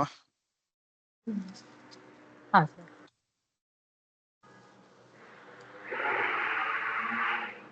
ವಾರಾಂತ್ಯದ ಸಮಯದಲ್ಲೂ ಎಲ್ರೂ ಬಂದು ಸಭೆಯನ್ನ ಸೇರಿ ಸಭೆ ಯಶಸ್ವಿ ಮಾಡಿದ್ದೀರಾ. ಮತ್ತೊಮ್ಮೆ ಎಲ್ರಿಗೂ ಧನ್ಯವಾದಗಳು. ನಮ್ಮ ಬೇರುಗಳು ಕನ್ನಡ ಬಳಗ ಇದೇ ರೀತಿ ಮೈಕ್ರೋಸಾಫ್ಟ್ ಟೀಮ್ಸ್ ಆಪ್ ಮೂಲಕ ಸಾಧ್ಯವಾದ ವಾರಾಂತ್ಯಗಳೆಲ್ಲ ಸೇರ್ತೇವೆ. 1-2 ವಾರಾಂತ್ಯ ಮಧ್ಯದಲ್ಲಿ ನಾವು ರಜೆಯ ರೂಪದಲ್ಲಿ ವಿರಾಮ ತಕೊಂಡಿರ್ತೀವಿ. ಅದ ಬಿಟ್ರೆ ನಾವು ಹೊಸ ವಿಷಯವನ್ನ ತೆಗೆದು ಕನ್ನಡದಲ್ಲಿ ಸಭೆಗಳನ್ನ ಮಾಡ್ತೇವೆ.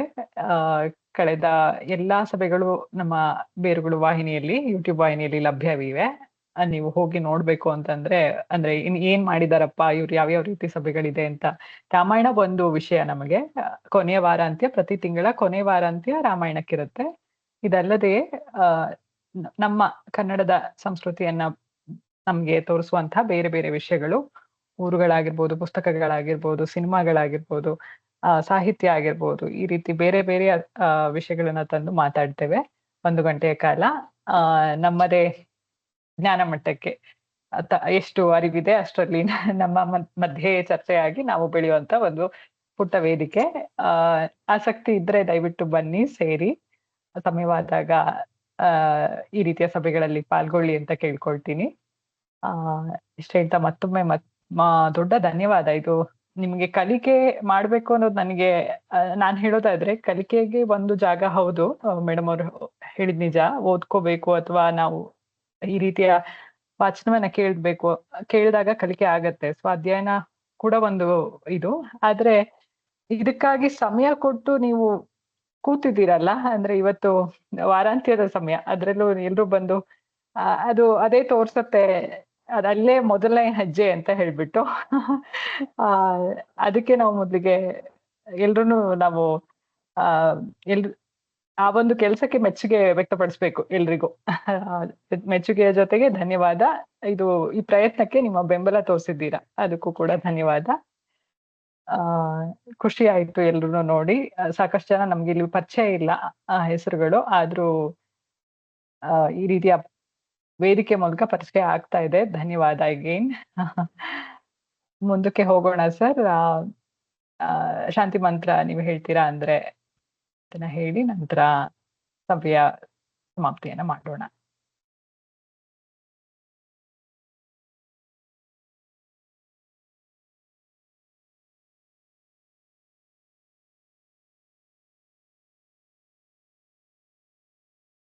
ಆಗ್ಲಿ. ಶಾಂತಿ ಮಂತ್ರದ ಹೇಳಿ ಇವತ್ತಿನ ಸಭೆಯನ್ನ ಮುಂದಕ್ಕೆ ತಗೊಂಡು ಹೋಗೋಣ, ಅಂದ್ರೆ ಮುಗಿಸೋಣ. ಓಂ ಸರ್ವೇ ಭವಂತು ಸುಖಿನಃ ಸರ್ವೇ ಸಂತು ನಿರಾಮಯ ಸರ್ವೇ ಭದ್ರಾಣಿ ಪಶ್ಯಂತು ಮಾ ಕಶ್ಚಿತ್ ದುಃಖ ಭಾಗ್ ಭವೇತ್. ಓಂ ಶಾಂತಿ ಶಾಂತಿ ಶಾಂತಿ. ಧನ್ಯವಾದಗಳು ಸ್ನೇಹಿತರೆ. ನಮ್ಮ ಮುಂದಿನ ಕಾರ್ಯಕ್ರಮದಲ್ಲಿ ಮತ್ತೆ ಸಿಗೋಣ. ಎಲ್ಲರಿಗೂ ವಾರಾಂತ್ಯ ಸುಖಕರವಾಗಲಿ. ಧನ್ಯವಾದಗಳು.